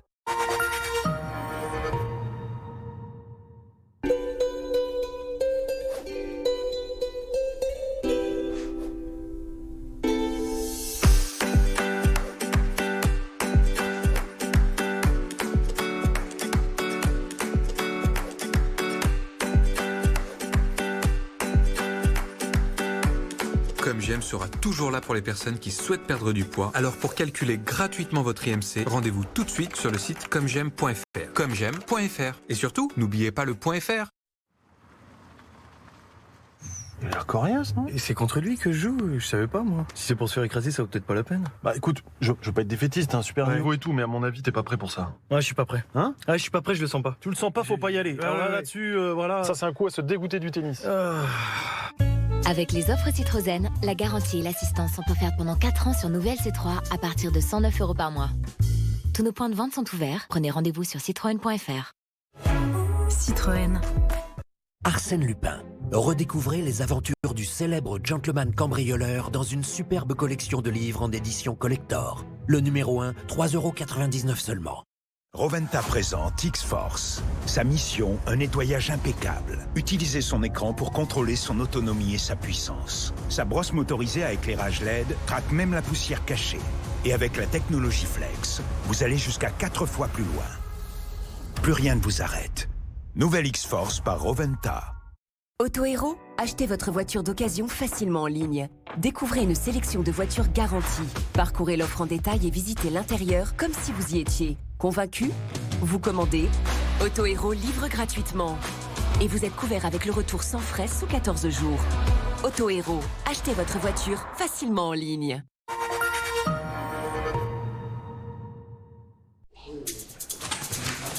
Les gars, vous êtes sûrs là? 2000 € de frais d'agence? Bah sûr, je t'ai dit. sûr. Sûr. C'est vous les boss, hein? Allez, on y va. 2000 € de frais d'agence. Tellement peu que ça paraît énorme, non? Vendezvotrevoiture.fr. Vendre une voiture, c'est possible depuis chez vous et en toute sécurité. Entrez simplement les informations de votre voiture en ligne et recevez directement le prix de vente final. Pour la reprise, prenez un rendez-vous sûr et sans contact. Pour moi, il n'y a pas mieux pour vendre sa voiture. Allez sur www.vendezvotrevoiture.fr. Ah, dans la vie, c'est jamais facile de choisir. Au moins avec Red, c'est facile de faire le bon choix. La fibre, 25 € par mois, sans engagement. Red by SFR, c'est vert, c'est clair.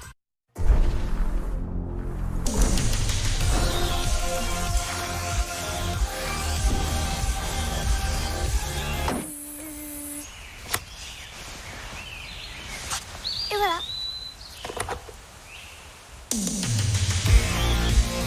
Nouveau ID4, le SUV 100% électrique.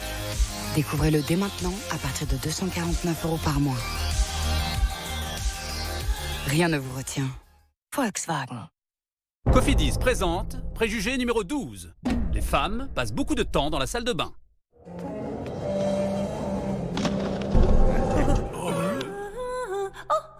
Encore 5 minutes, j'ai l'autre profil à faire. Vous trouvez ça absurde? Nous aussi. Ce qui est loin d'être absurde, c'est un taux à 2,99% sur 48 mois. Et en plus, c'est sans frais de dossier. Appelez Cofidis au 31 55. Cofidis. Le crédit qui fait la différence. Je suis prête.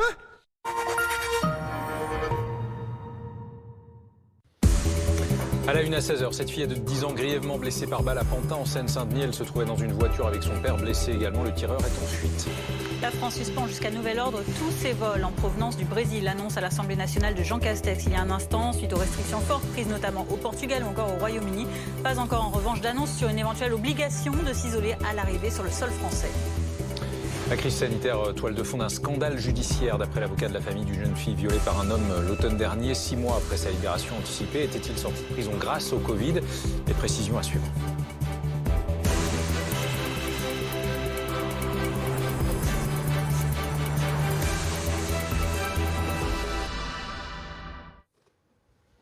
D'abord, on va retrouver Anaïs Kroutz à Pantin en Seine-Saint-Denis où une fillette a été grièvement blessée par balle à la mi-journée. Anaïs, racontez-nous. Bien, d'après les premiers éléments de l'enquête, c'est en début d'après-midi aux alentours de 13h qu'un homme avec une arme à feu a tiré sur un véhicule qui circulait dans cette petite rue de la ville de Pantin que vous apercevez derrière moi. À l'intérieur de ce véhicule, une fillette de 10 ans et son père. C'est la fillette qui a été grièvement blessée dans le dos. Son père, lui, indemne, l'a conduite immédiatement à l'hôpital. Ce que l'on sait, en tout cas, c'est que ce père de famille était connu des services de police pour des faits de stupéfiants. Le tireur, lui, est toujours en fuite à l'heure actuelle. En tout cas, depuis 13h, les forces de l'ordre sont toujours sur place et bloquent l'accès de cette petite rue de Pantin. Des membres des forces de l'ordre qui ont délimité un périmètre de sécurité à quelques centaines de mètres de là où nous nous trouvons. On a aperçu au loin des membres de la police scientifique en combinaison blanche qui vont désormais analyser le moindre détail, le moindre indice de cette scène de crime. On a aussi vu des effectifs de la police judiciaire parce qu'évidemment, après ce drame, c'est l'enquête qui va commencer et va devoir déterminer les circonstances de ce qui s'est passé.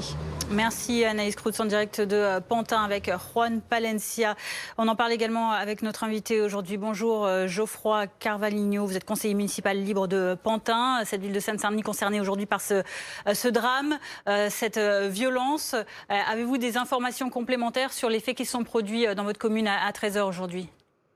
Écoutez, pas à ce stade. Ce que je peux vous dire, c'est que c'est une rue plutôt calme habituellement, familiale, avec très peu de passages de voitures, avec des pistes cyclables, plutôt dans le quartier de l'église de Pantin. Moi-même, j'habite à 2 rues de là. Et c'est vrai que ce n'est pas forcément l'endroit où on attend à ce qu'il y ait un règlement de compte. Donc, c'est vrai que c'est invraisemblable d'avoir un drame comme celui-ci. Il faut le condamner fermement. Et je pense aussi que c'est le moyen de dire que voilà, en Seine-Saint-Denis, et notamment dans ma ville de Pantin, il faut plus de policiers nationaux. Et j'invite aussi la municipalité peut-être à avoir une police municipale armée et à avoir plus de vidéoprotection. Est-ce que vous avez des précisions sur les circonstances de ce qui s'est passé aux alentours de 13h?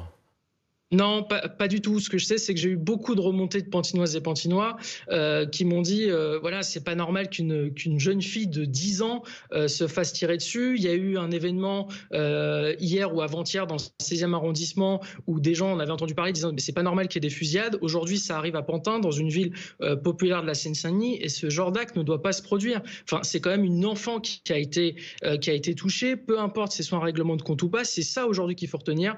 Et vraiment, il faut se retrousser les manches parce qu'on ne peut pas vivre des faits divers comme cela qui arrivent en bas de chez nous, en bas de chez soi. Et il faut le combattre, et il faut vraiment que, particulièrement pour la Seine-Saint-Denis, on ait plus d'effectifs de policiers, et puis que la municipalité aussi fasse en sorte à ce qu'il y ait cette police municipale armée avec de la vidéoprotection, et puis également de faire en sorte qu'on fasse disparaître aussi quelques points de deal qui existent dans notre ville, pas à cet endroit-là, mais c'est un cas réel qui existe sur notre commune.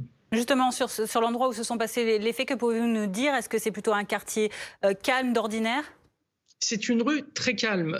C'est plutôt un endroit dans le quartier de l'église de Pantin, dans des rues pas très loin d'un arrêt de métro. C'est très calme, c'est plutôt familial, pas beaucoup de passages de voitures, avec une piste cyclable, un quartier très apaisé à cet endroit-là. On connaît le trafic de drogue dans d'autres quartiers, malheureusement, de notre commune de Pantin, mais pas précisément à cet endroit-là. Et donc, c'est ça qui est inquiétant, c'est qu'aujourd'hui, de voir des actes dans des rues plutôt calmes, ce n'est pas normal. Il faut vraiment combattre ce fléau, et ces faits divers ne doivent pas être une réalité à l'avenir. Et pour ça, il faut vraiment que les pouvoirs publics se bougent. Et c'est vraiment ce que j'ai envie de vous dire aujourd'hui, parce qu'on ne peut plus avoir ce genre de faits divers et de voir une enfant qui prend une balle perdue comme cela. C'est inacceptable et personne ne peut l'accepter. Merci d'avoir été en direct avec nous cet après-midi sur BFM TV. Alexandra Gonzalez, on le rappelle, l'auteur des coups de feu qui ont grièvement blessé une fillette de 10 ans est en fuite. Le profil des victimes, quel est-il ? Alors donc c'est un père qui se trouvait à l'intérieur de cette voiture et sa fillette de 10 ans qui, elle, a été grièvement blessée. Et on en sait un peu plus sur le profil de ce père de famille. C'est un homme qui est très connu des services de police et de justice. C'est pour ça que pour l'instant, la piste d'un règlement de compte est privilégiée par les enquêteurs, même si on en est au tout début de l'enquête. Cet homme avait été condamné pour association de malfaiteurs, acquitté l'an dernier en appel pour un meurtre commis en 2013. Il avait toujours clamé son innocence. Il était défendu l'an dernier par Éric Dupond-Moretti, qui est aujourd'hui donc ministre de la Justice. Il avait été acquitté l'an dernier, je vous le disais. Il était connu également pour trafic de stupéfiants. Merci Alexandra. On va reprendre la direction de Pantin pour retrouver Anaïs Kroutz, où les faits ont lieu il y a à peu près 3 heures maintenant. Quel est le dispositif qui est mis sur place, qui est mis en place là où vous vous trouvez actuellement? On voit beaucoup de policiers autour de vous. Oui, exactement. En tout cas, depuis 13 heures, ces membres des forces de l'ordre sont en effet présents à la fois au bout de cette rue Rouget de Lille, là où nous sommes tenus à distance, à quelques centaines de mètres du drame qui s'est produit. On voit un petit peu plus loin d'autres membres des forces de l'ordre qui ont délimité un périmètre de sécurité. On a vu tout à l'heure des policiers en combinaison blanche, des policiers de la police scientifique qui vont désormais analyser cette scène de crime, analyser le moindre détail, le moindre indice. On a aussi vu des effectifs de la police judiciaire qui sont présents sur place, car à présent, c'est l'enquête qui va commencer pour pouvoir déterminer plus précisément les circonstances de ce drame. Merci beaucoup Anaïs Kroutz. Le variant brésilien, lui, il revient sous le feu des projecteurs médiatiques, même s'il est encore très minoritaire en France. Les professionnels de santé tirent la sonnette d'alarme. Il y avait aussi une partie de l'opposition qui réclamait notamment la fermeture des liaisons aériennes avec le Brésil, 2 par jour à Roissy. C'est chose faite, écoutez. Toute personne qui veut du Brésil venir en France doit présenter un test négatif à l'embarquement, un test négatif à l'arrivée et une période de 10 jours d'isolement. Cependant, nous constatons, mais oui, ne dites pas non, c'est la vérité, nous constatons que la situation s'aggrave et nous avons donc décidé de suspendre jusqu'à nouvel ordre tous les vols entre le Brésil et la France. Thomas Soulier, c'est une annonce importante qu'a fait le Premier ministre cet après-midi. Oui, l'exécutif a décidé de taper fort, sous pression des différentes oppositions. Ce n'est pas une première en France. Souvenez-vous, fin décembre, déjà, la France avait suspendu les vols entre le Royaume-Uni et notre pays. Sauf que cette fois-ci, eh bien, cela devrait durer non pas seulement 3-4 jours, comme c'était le cas fin décembre avec le Royaume-Uni, et bel et bien des semaines. Cette décision, elle est forte. Elle met en exergue deux, on va dire, principaux échecs de la France depuis des mois maintenant. D'abord, c'est l'échec de l'isolement. Vous savez, on ferme aussi, on suspend les vols parce qu'on ne sait pas, eh bien, contraindre les gens à s'isoler et on n'arrive pas non plus à contrôler l'isolement. Donc ça, c'est le premier échec et ce depuis le début de la crise sanitaire. Le deuxième échec, il est d'ordre européen. Cette mesure franco-française annoncée à l'instant, eh bien, reflète l'incapacité de l'Europe à parler d'une seule et même voix depuis le début de la crise sanitaire. À chaque crise à l'échelle européenne, eh bien, chaque fois, c'est un pays qui parle, l'autre, il n'y a pas de décision commune. Et cela, depuis 13 mois, cela fait 13 mois que ça dure, cette incapacité de l'Europe à parler d'une seule et même voix. Suspension jusqu'à nouvel ordre des vols en provenance du Brésil, a donc annoncé le Premier ministre. Les réactions à l'Assemblée avec vous, Elisa Bertolomé, vous êtes notamment avec le député de la majorité, Bruno Kettel. Oui, Bruno Kettel, on a entendu le Premier ministre là, qui s'exprimait, qui annonce cette suspension des vols avec le Brésil. Elle était nécessaire, il y avait besoin de mesures supplémentaires pour se prémunir contre ce variant. Je crois surtout qu'elle était attendue. Il fallait répondre à cette inquiétude qui montait à la fois dans la population mais aussi dans les médias, sur les réseaux sociaux. Et puis on nous a suffisamment reproché à l'exécutif et à la majorité présidentielle de ne pas réagir suffisamment tôt dans les semaines et les mois antérieurs pour là justement saluer la décision du Premier ministre et du gouvernement. Cette décision était nécessaire pour le temps suffisant de réguler les choses, de bien appréhender l'impact de ce variant brésilien sur le territoire national et sur la diffusion de la pandémie qui est encore là. Le variant brésilien, c'est 0,5% pour l'instant sur le territoire national, finalement assez peu. Est-ce qu'il y avait besoin de mesures aussi drastiques ? Je crois qu'il ne faut pas quantifier. Oui, il y avait une nécessité de poser une mesure forte d'interdiction des flux, des personnes concernées pour un temps encore une fois donné, qui sera peut-être court. On n'est pas parti sur des mois et justement ça permettra aussi aux personnes qui sont aujourd'hui sur le territoire national et malades de ce variant de pouvoir être soignées dans les meilleures conditions possibles et les choses pourront être mieux appréhendées et anticipées pour celles et ceux qui plus tard reviendraient. Fermer les frontières, c'est une chose, suspendre les vols, c'en est une autre également. Est-ce qu'il n'y a pas derrière des mesures à prendre en termes d'isolement, mieux tester, tracer, isoler finalement ces voyageurs en provenance du Brésil? Il y avait déjà des contingences obligatoires en matière de tests notamment, mais là vous l'avez vous-même souligné, il y avait une attente, il y avait une pression et il ne s'agit pas d'y répondre, mais il s'agit justement de souligner combien la puissance publique est en capacité d'adapter ces dispositions et ces mesures et ces décisions à l'aune d'une situation donnée. Et en l'occurrence, c'est le variant brésilien. Je vous rappelle qu'il y a 1 million de morts au Brésil, victimes de la Covid.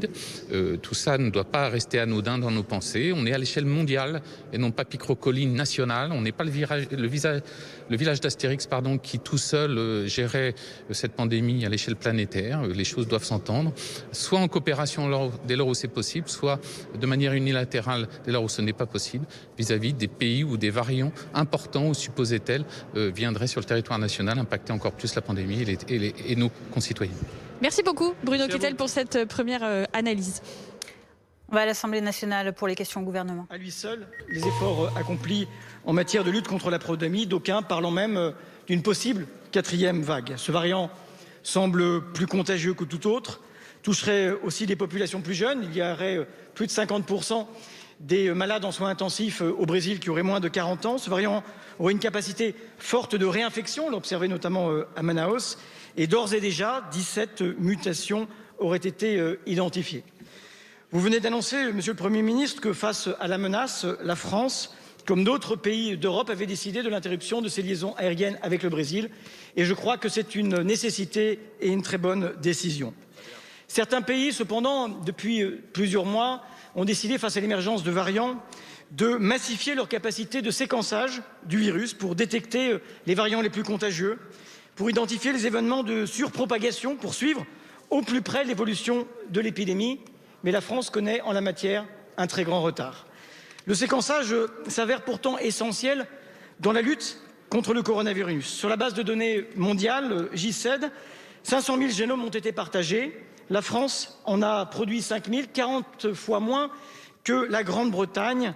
Les Britanniques ont investi dès mai 2020 20 millions de livres pour créer leur consortium de génomique du Covid-19. Ce n'est pas un effort qui, pour l'instant, a été accompli par la France. Monsieur le Premier ministre, c'est un enjeu majeur. Pourriez-vous nous dire ce que la France fait pour traquer ce virus et comment il entend rattraper ce défi du séquençage si majeur? Merci, monsieur le député. La parole est à monsieur Olivier Véran, ministre des Solidarités et de la Santé. Monsieur le député Boris Vallaud, vous avez raison d'insister sur l'importance des techniques permettant d'identifier des variants quand on a identifié du virus. Il y a deux méthodes qui existent et qui sont pratiquées massivement en France. La première, c'est ce qu'on appelle le criblage, c'est-à-dire un test PCR équipé de réactifs qui permet d'identifier sur une PCR positive s'il s'agit des variants connus, c'est-à-dire le sud-africain, le brésilien, l'anglais. C'est ainsi que la France sait piloter au jour le jour, heure par heure, région par région, ville par ville, bassin de vie par bassin de vie, la répartition des différents variants, 80% de variants d'origine britannique et maintenant un peu moins de 4% de variants brésiliens et sud-africains, c'est-à-dire qu'on voit proportionnellement un recul de ces variants parce qu'ils sont moins contagieux que l'anglais qui, lui, s'étend sur tout le territoire. Et la deuxième méthode, c'est ce qu'on appelle le séquençage, c'est-à-dire qu'on va chercher indistinctement les variants connus ou des variants qui ne seraient pas encore connus. Il en existe plusieurs milliers. Rien qu'au Brésil, 90 variants ont été identifiés. Monsieur le député, il n'est factuellement pas exact de dire que la France ne ferait pas du séquençage de masse. Nous réalisons plusieurs milliers de séquençages par semaine qui sont extrêmement utiles, qui sont faits par ce qu'on appelle les centres nationaux de recherche et qui nous permettent par exemple d'identifier s'il y a dans certains endroits de nouveaux variants apparaissent. Confère le fameux variant du Trégor dont il avait été question il y a 3 semaines. Et c'est parce que, par exemple, sur 2 jours donnés, nous avons fait 600 séquençages dans le territoire des Côtes-d'Armor, que nous avons vu qu'aucun des séquençages ne correspondait à ce variant du Trégor, ce qui était une donnée, vous l'avouerez et le reconnaîtrez avec moi, plutôt rassurante. Donc encore une fois, célébrons notre communauté scientifique et médicale. Nous continuons de développer le séquençage et le criblage. Et en la matière, encore une fois, la France n'a vraiment pas à rougir. Nous faisons certes moins de séquençage que les voisins anglais, mais comparativement avec les voisins européens, il n'y a pas photo. Merci, monsieur le ministre. Monsieur le député.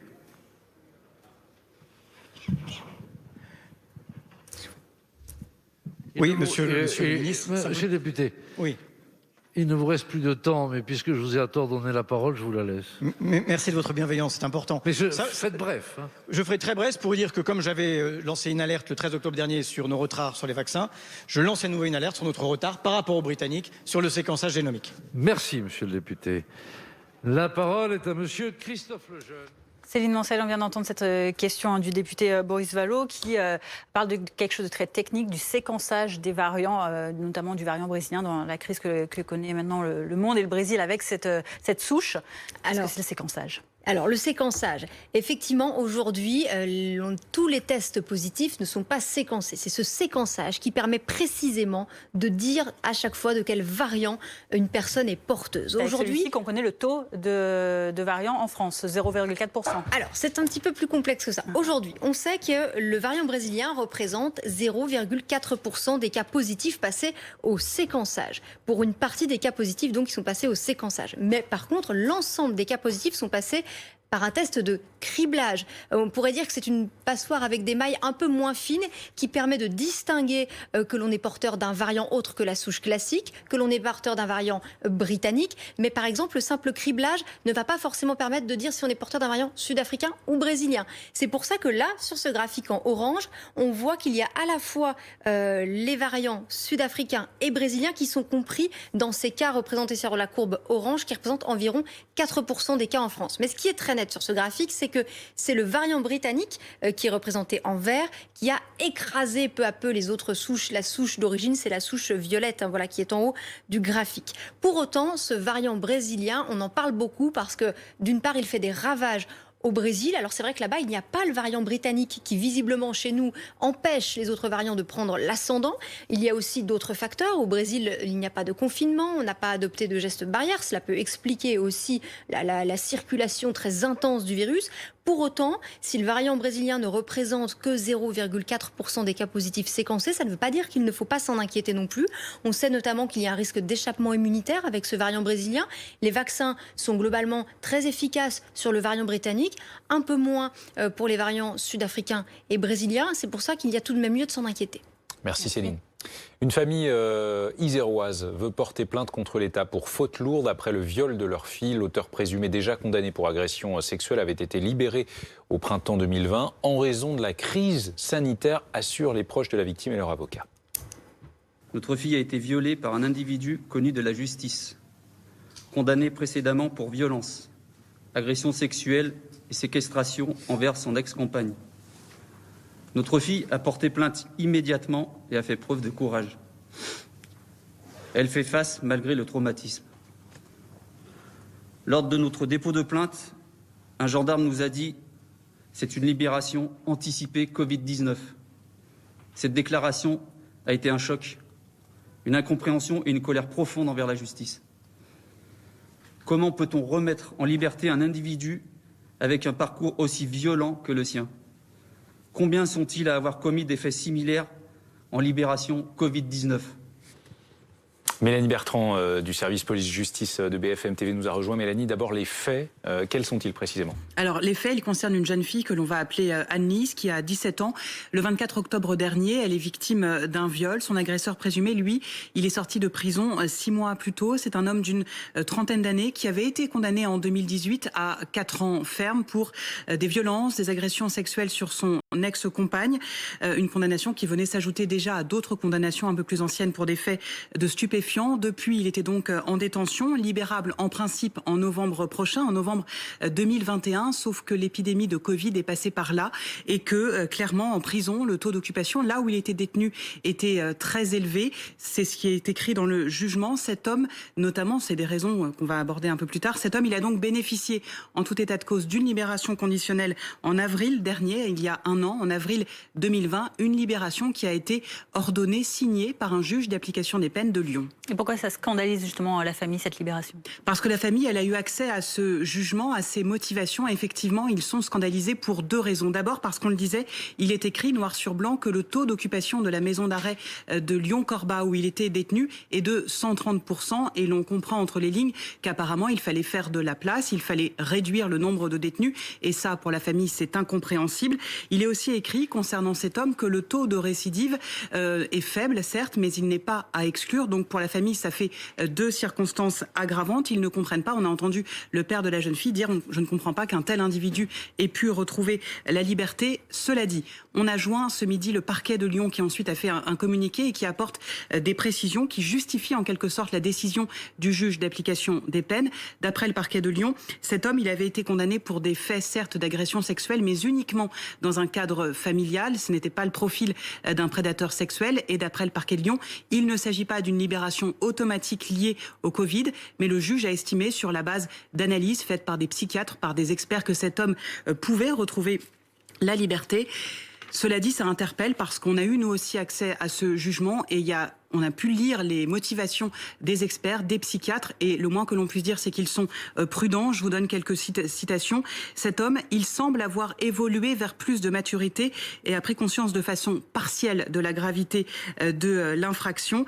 Il est écrit aussi le suivi psychologique paraît porter ses fruits. Donc on sent beaucoup de prudence dans les motivations du juge d'application des peines. Cet homme, en tout état de cause, il a été remis en liberté. Il est soupçonné d'avoir violé cette jeune fille en octobre dernier. Il est donc à nouveau placé en détention provisoire, mis en examen pour viol sur mineur et menace de mort. Et les parents de la jeune fille disaient ce matin qu'ils avaient l'intention de porter plainte contre l'État pour faute lourde.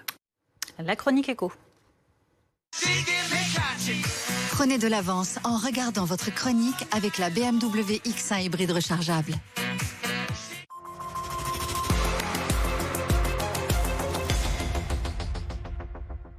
Et on parle de ce constat assez surprenant avec vous, Pierre Kupferman. Malgré la crise sanitaire, économique, sociale, mais les Français sont plus généreux. Oui, en tout cas, les Français qui ont l'habitude de verser de l'argent aux associations caritatives, c'est-à-dire un Français sur 2.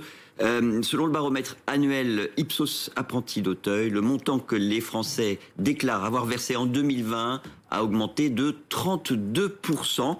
95 € de plus. C'est considérable. En revanche, il n'y a pas eu, ça c'est important, d'augmentation du nombre des donateurs. Ceux qui disaient l'année dernière que la crise les poussait à se montrer plus solidaires, alors qu'ils n'avaient pas donné les années précédentes, n'ont pas vraiment mis la main à la poche. Peut-être n'ont-ils tout simplement pas eu les moyens de le faire. C'est une possibilité. Pour une partie d'entre eux seulement, évidemment. D'autres, peut-être, se sont dit que l'État, finalement, avait mis beaucoup d'argent sur la table et qu'eux payaient assez d'impôts. En fait, parmi ceux qui ne donnent pas aux associations caritatives, chacun a ses raisons, bonnes ou mauvaises. En tout cas, ceux qui en ont clairement les moyens, les 2% les plus riches des Français, les ménages, donc, dont le revenu annuel net dépasse 120 000 €, ont été plus généreux l'année dernière qu'en 2019, avec un don moyen de 2 463 €, c'est-à-dire 323 € de plus. Et cette année, déjà, les 3/4 d'entre eux ont fait au moins un premier don. Est-ce que les causes soutenues par les Français restent les mêmes ou est-ce que la donne a changé? Alors la donne a clairement changé. L'aide aux personnes démunies est devenue la première cause à soutenir, alors que l'année dernière, à la même époque, c'était la santé et la recherche. On voit bien que sur une année, les préoccupations sociales ont pris de l'ampleur. Est-ce que l'avantage fiscal consenti par l'État aux donateurs favorise la générosité? Oui, indéniablement. Mais le paradoxe, c'est que en se montrant plus généreux l'année dernière, l'État a conduit une partie de ceux qui donnaient beaucoup à donner un petit peu moins. Bon, je vous rappelle la règle. Sur chaque don aux associations caritatives reconnues par l'État, 75% du montant versé est déduit de l'impôt sur le revenu. Et depuis l'année dernière, c'est ça la nouveauté, le plafond pour bénéficier de cet avantage fiscal est passé de 552 à 1 000 €. Qu'est-ce que ça veut dire concrètement? Qu'on peut économiser jusqu'à 750 € d'impôt. Je le redis parce qu'apparemment, beaucoup de Français ignorent que le montant défiscalisable, cet adjectif n'est pas très beau, mais il dit bien ce qu'il veut dire, que ce montant a été revu à la hausse et que cela vaut aussi pour cette année. Merci.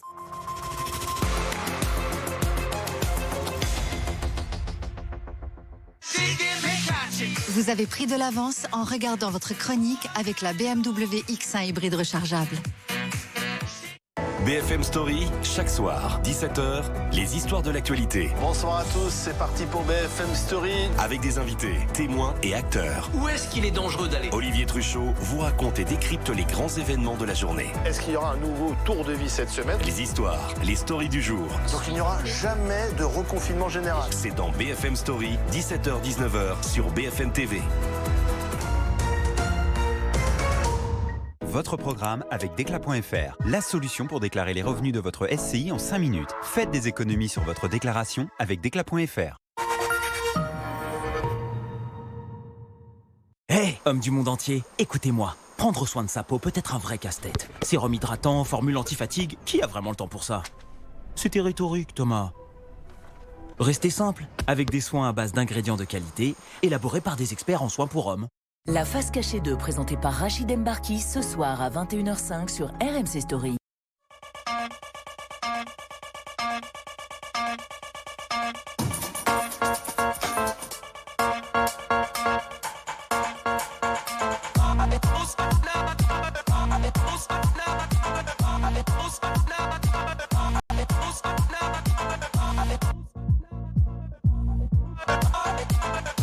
En ce moment, profitez de la BMW Série 1 édition sport des 295 € par mois, entretien inclus.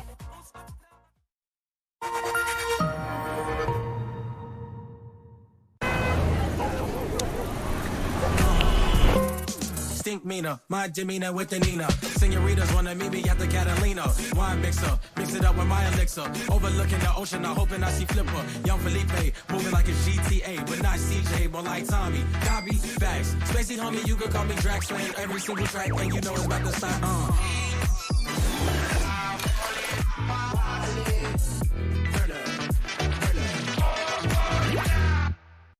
Bonjour, je m'appelle Stéphane, j'ai 55 ans et je vais attaquer aujourd'hui le programme Comme j'aime. Ça, c'était moi il y a 6 mois, avec 15 kilos en plus et 27 cm de tour de taille en plus. Alors, Il n'y a pas photo. Je le vois bien dans la vie de tous les jours, ça a changé. Physiquement, ça a changé. Alors vous aussi faites comme Stéphane. Rendez-vous tout de suite sur commej'aime.fr pour savoir si vous êtes en situation de surpoids ou d'obésité. Ou appelez le 0800 534 534 commej'aime.fr. Suivez l'actualité au plus près de votre vie quotidienne. Voici les 3 grands titres de l'actualité ce jeudi matin. Avec les chaînes locales de BFM. Bonjour Littoral, bonjour à toutes et à tous. Merci d'avoir accepté notre invitation. C'est parti pour les titres. Merci de passer un moment avec nous. BFM en région. Info, trafic, météo, sport, loisirs. Les locales de BFM au plus près de vous. Sur la TNT, les box opérateurs et sur tous vos écrans. La météo avec Century 21 et ses agences partout en France. Profitez du printemps pour faire éclore vos projets immobiliers.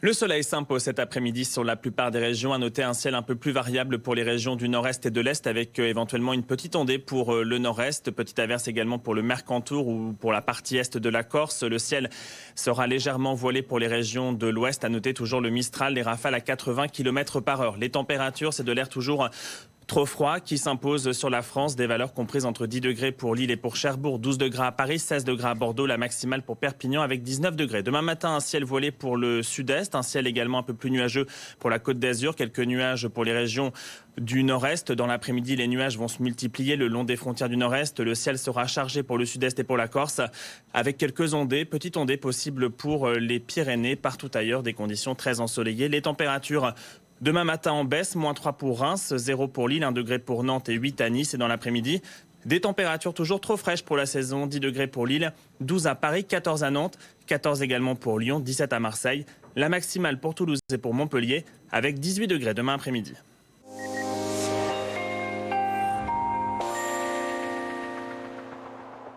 C'était la météo avec Century 21 et ses agences partout en France. Profitez du printemps pour faire éclore vos projets immobiliers.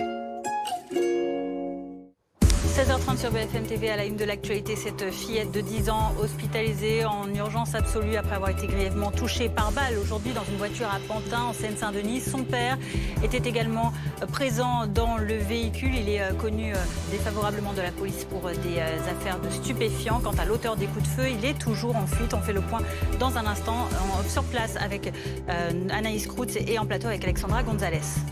Cette annonce du Premier ministre à l'Assemblée, les vols en provenance du Brésil sont suspendus jusqu'à nouvel ordre. C'est une nouvelle mesure censée mieux lutter contre le variant brésilien du Covid. Un détenu a-t-il été libéré grâce au Covid? C'est ce qu'affirme en tout cas la famille d'une jeune fille violée par cet homme l'automne dernier. Elle veut porter plainte contre l'État pour faute lourde.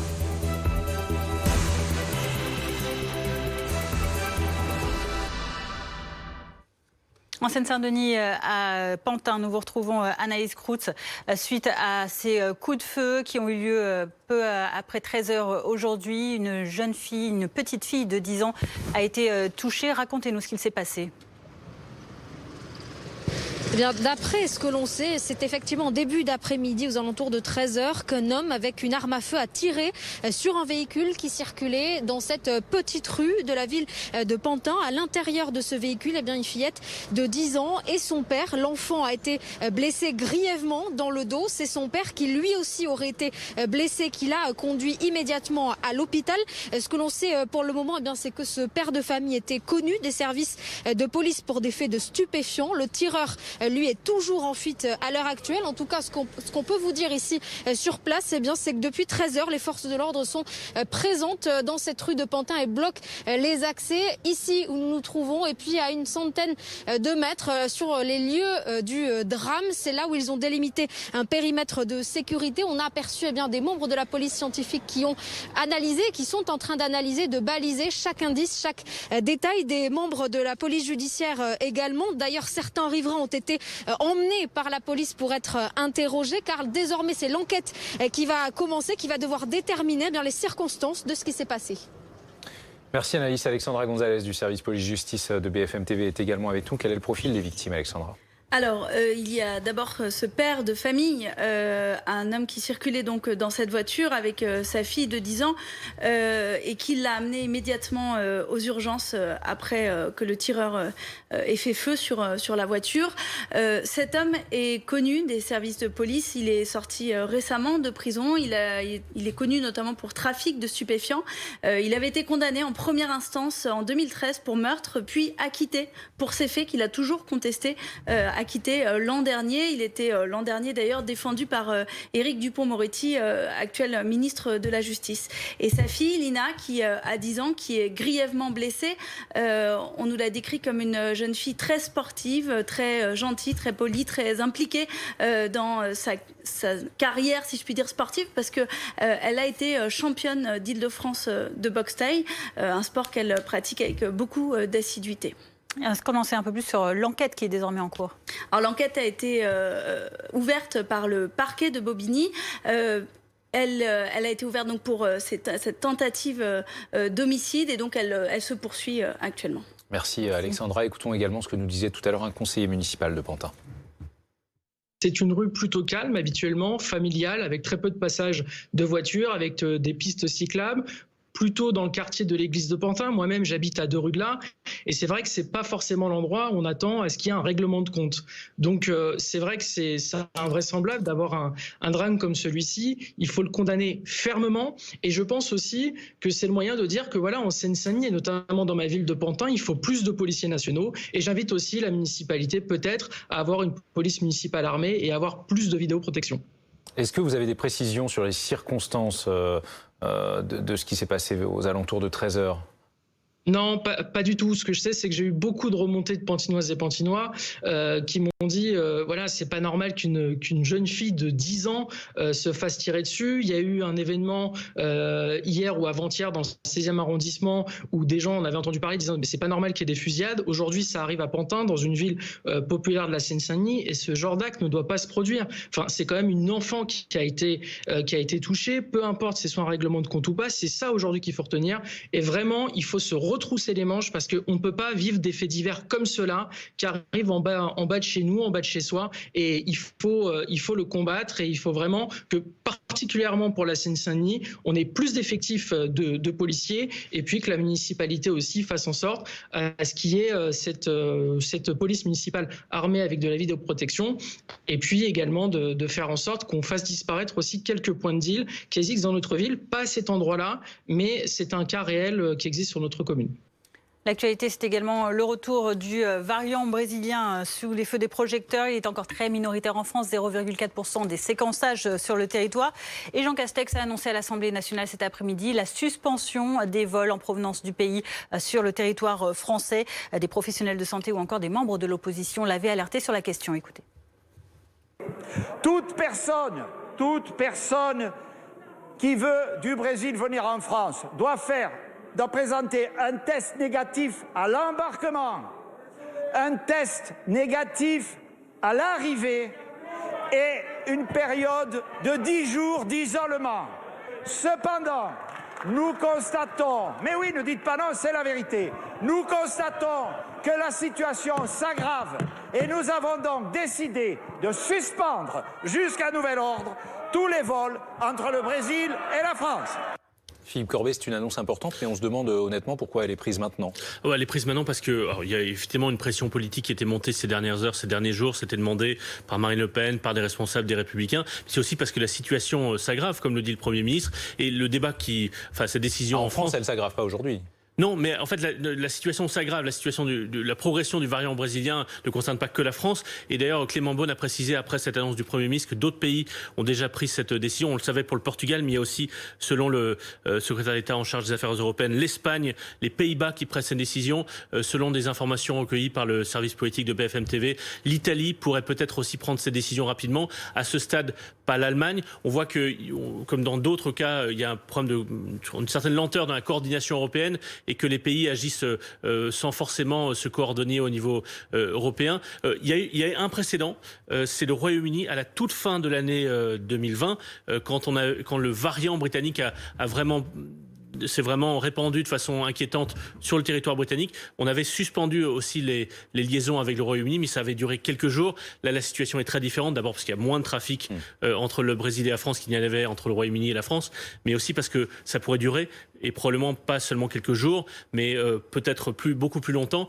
À noter que si, par exemple, l'Allemagne ou d'autres pays européens ne prennent pas cette décision rapidement, ça veut dire qu'un citoyen français au Brésil ou un binational qui voudrait prendre un vol et rentrer en France, eh bien, s'il ne peut pas faire un São Paulo-Roissy, il pourrait faire un São Paulo-Francfort, par exemple, et ensuite prendre un vol en correspondance à Francfort. Donc, cette décision concernant la France ne garantit pas une efficacité de fermeture des frontières au niveau européen tant que tous les pays européens n'auront pas pris la même décision. Et pour l'instant, comme je vous disais, l'Espagne, le Portugal, les Pays-Bas, peut-être l'Italie suivent la même position que la France, mais pour l'instant, ce n'est pas le cas d'autres pays comme l'Allemagne. Alors, une suspension des vols, mais pour autant, pas encore d'annonce sur un isolement obligatoire. Il est toujours, pour l'instant, recommandé. Oui, c'est-à-dire que le Premier ministre a évoqué cette recommandation très forte demandée à l'isolement, mais il n'y a pas eu, et on l'a vu dans d'autres, parce que le débat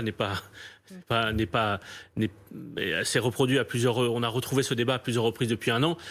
La France n'a pas souhaité, et c'est le cas de la plupart des autres pays européens, mettre en place une quatorzaine stricte dans des lieux fermés désignés à l'avance, dans des hôtels, par exemple dans les aéroports, comme ça a été le cas dans d'autres pays. Mais on sait que par exemple au Royaume-Uni, il y avait, pour protéger, et c'est vrai que c'est plus simple dans le territoire britannique qui est une île, mais il y avait des méthodes, notamment pour appeler les gens tous les jours, pour vérifier qu'ils étaient bien à l'isolement. Voilà, il y a des méthodes qui diffèrent selon les pays, et l'une des revendications de l'opposition ou des demandes de l'opposition, c'était aussi de durcir ces conditions de quatorzaine ou de septaine, en tout cas pour faire en sorte que les gens restent isolés vraiment pendant plusieurs jours après être revenus du Brésil. Merci Philippe. Pour l'instant, ça, ce n'est pas le cas. Céline Moncel est également avec nous du service santé de BFM TV. Sur le front de la vaccination, Céline, ça bouge et c'est pas positif. Non. Cet après-midi du côté du vaccin Johnson & Johnson. Oui, ce n'est franchement pas une très bonne nouvelle. Le groupe pharmaceutique américain, donc Johnson & Johnson, donc qui produit le vaccin qu'on appelle aussi Janssen, indique qu'il a pris la décision de retarder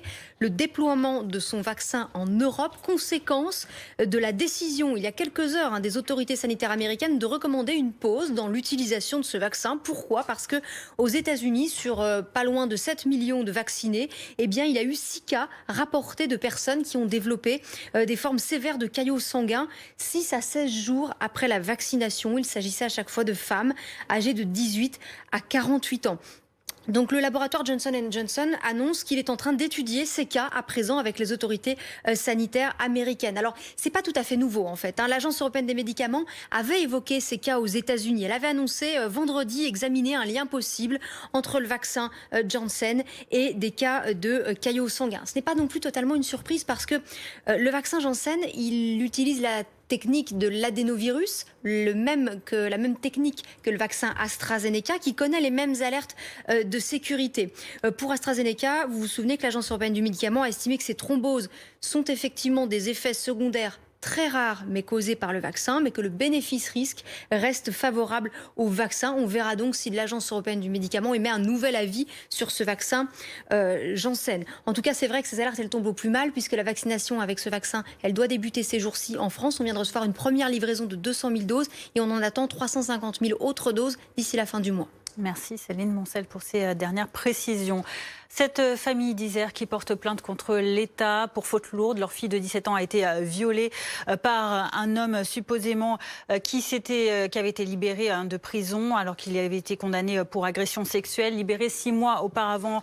Et depuis, eh bien, les avocats de la famille dénoncent une libération grâce au Covid-19, à la situation sanitaire. La famille de la victime dénonce un scandale judiciaire. Olivier Jouglard avec Justine Fontaine. Les parents de Anne-Lise ne peuvent pas taire ce qui est arrivé à leur fille de 17 ans. Il est de notre devoir de nous exprimer. La justice a relâché un individu dangereux et notre fille en a subi les conséquences. Leur fille a été violée. L'agresseur présumé, déjà condamné 8 fois, devait purger une peine de prison de 5 ans pour agression sexuelle, séquestration et violence sur sa compagne. Mais en mai dernier, l'homme bénéficie d'une libération conditionnelle. Dans le jugement, 2 raisons sont énoncées.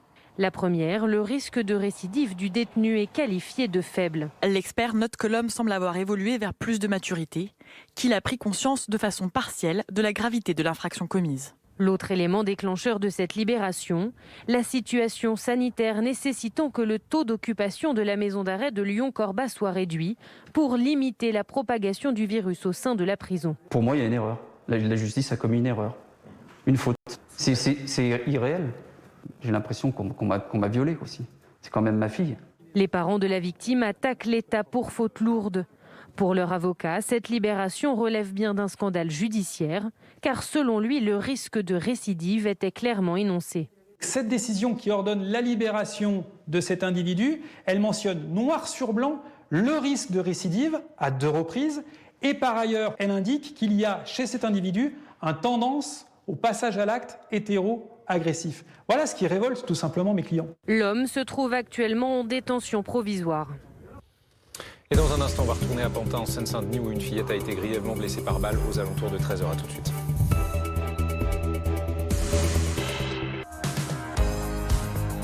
Bonsoir à toutes et à tous, je suis très heureux de vous retrouver pour ce 22h Max. 22h, Maxime Switek sur BFM TV. Ensemble, évidemment, jusqu'à minuit, avec toute l'équipe. Pour prolonger une journée d'infos avec les invités qui ont fait l'événement. L'actu, c'est dense, c'est chargé. Une première réaction, il est en direct avec nous. C'est un procès aussi pour la liberté. Nos reportages. Avec un témoignage ce soir. Une soirée news et décontractée. Docteur, merci beaucoup pour votre patience. Je ne me suis pas évanouie, c'est déjà un petit miracle. 22h Max avec Maxime Switek. Chaque soir, du lundi au jeudi, sur BFM TV. Votre programme vous est présenté par Imola, fabricant de canapés et fauteuils de relaxation.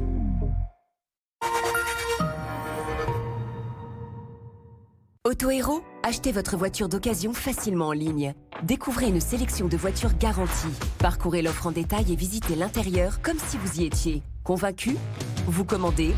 Autohéros livre gratuitement. Et vous êtes couvert avec le retour sans frais sous 14 jours. Autohéros, achetez votre voiture facilement en ligne. En France, plus de 20 millions de personnes souffrent de surpoids ou d'obésité. Et évidemment, ce n'est pas sans risque pour la santé. Moi aussi, j'étais en surpoids et même en obésité pendant plus de 20 ans. Vous vous rendez compte, 20 ans? En à peine 6 mois, grâce à Comme J'aime, j'ai perdu 15 kilos et j'ai retrouvé un IMC normal. Alors vous aussi, vous pouvez savoir si vous êtes en situation de surpoids ou d'obésité en moins d'1 minute. Rendez-vous sur commej'aime.fr pour calculer gratuitement votre IMC. commej'aime.fr.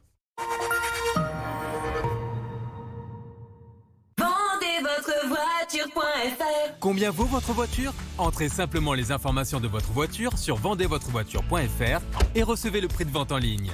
Vraiment facile, rapide et sûr, je recommande sans hésiter. Pour la reprise, prenez un rendez-vous sûr et sans contact. Allez maintenant sur www.vendezvotrevoiture.fr. DBS Superleggera, c'est la voiture de James Bond. Des bolides légendaires, rien que pour vos yeux. Assez de blabla, passons à l'action. Inédit Top Gear France, jeudi à 21h05 sur RMC Découverte, Canal 24. Alors, l'indemnité d'activité partielle. Quittez pas, je vais voir avec mon collègue. Oui, allô. Activité partielle. Partielle comment? Nibellis, avec un expert métier dédié à votre entreprise, fini la solitude face à votre paix. Vous êtes accompagné au quotidien et obtenez toutes les réponses à vos questions. Avec Nibellis, c'est si simple de faire simple. Partielle ou partielle?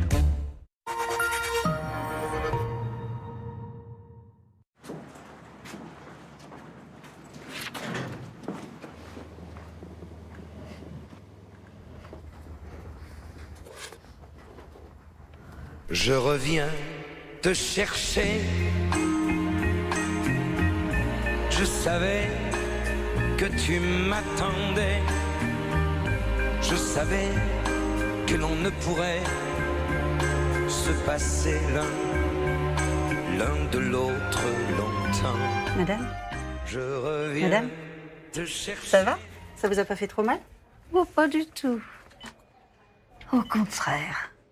Parce qu'on rêve tous de se retrouver, vaccinons-nous.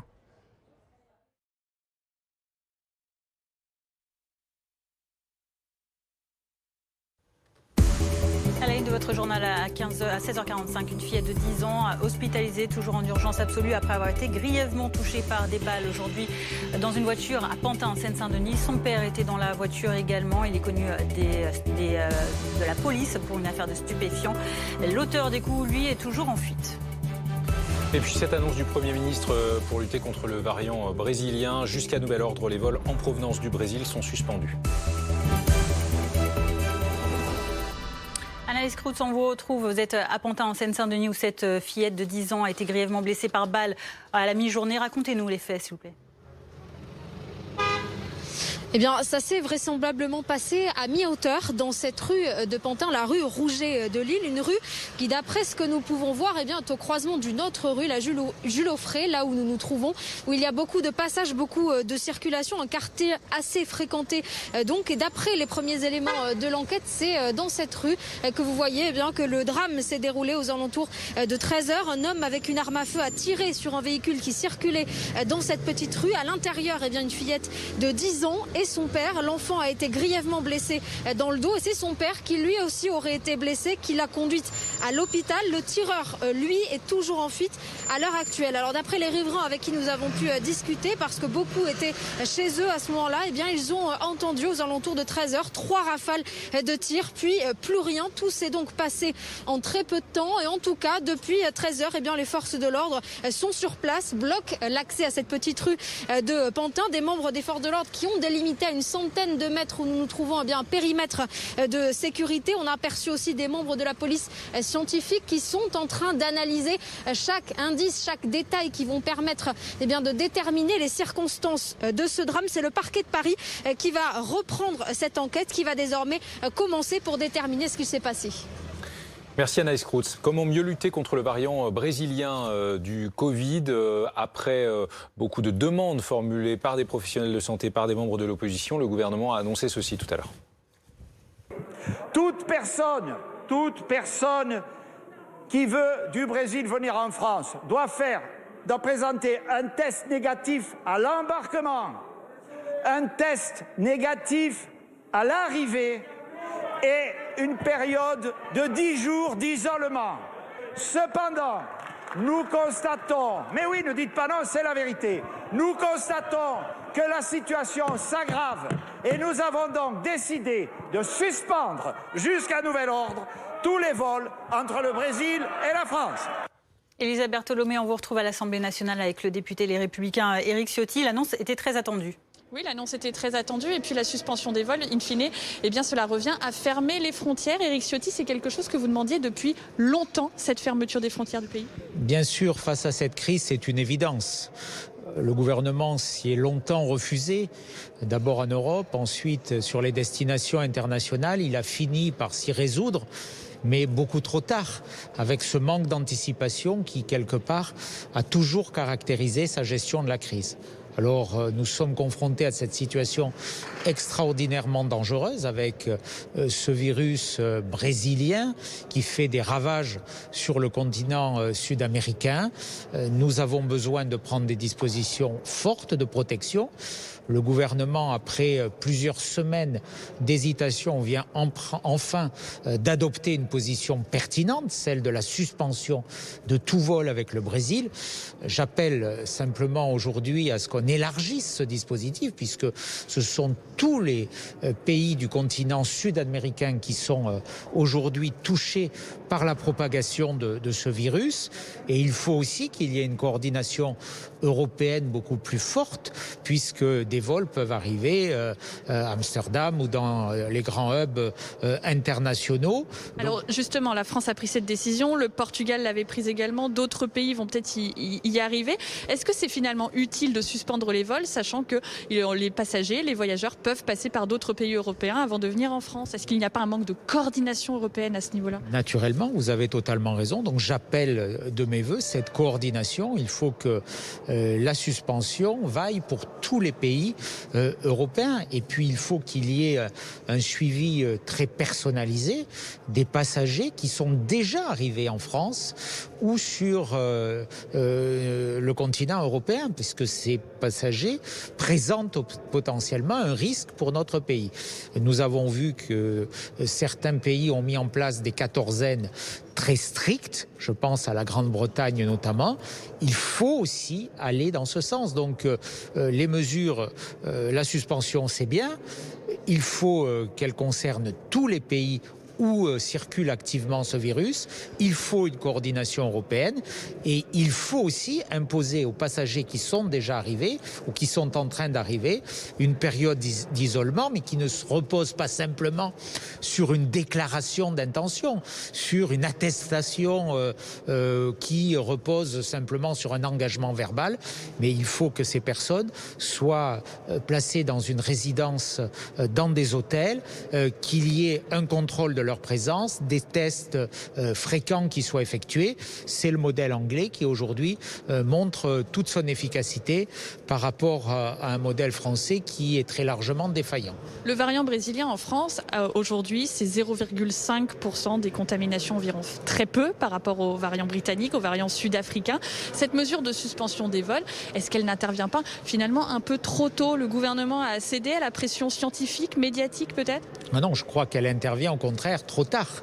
Rappelons-nous, début janvier, le variant britannique, dans les tests, je crois que c'était 2%. Il est aujourd'hui à plus de 80% sur le territoire national. Donc ça peut aller très vite. C'est un virus et un variant, semble-t-il, plus contagieux et surtout plus dangereux. Donc ne prenons aucun risque en la matière. Et il vaut mieux avoir un temps d'avance qu'un temps de retard. Et pour l'instant, malheureusement, nous avons un temps de retard. Merci beaucoup Éric Ciotti d'être venu commenter cette décision donc du Premier ministre de suspendre les vols entre la France et le Brésil jusqu'à nouvel ordre.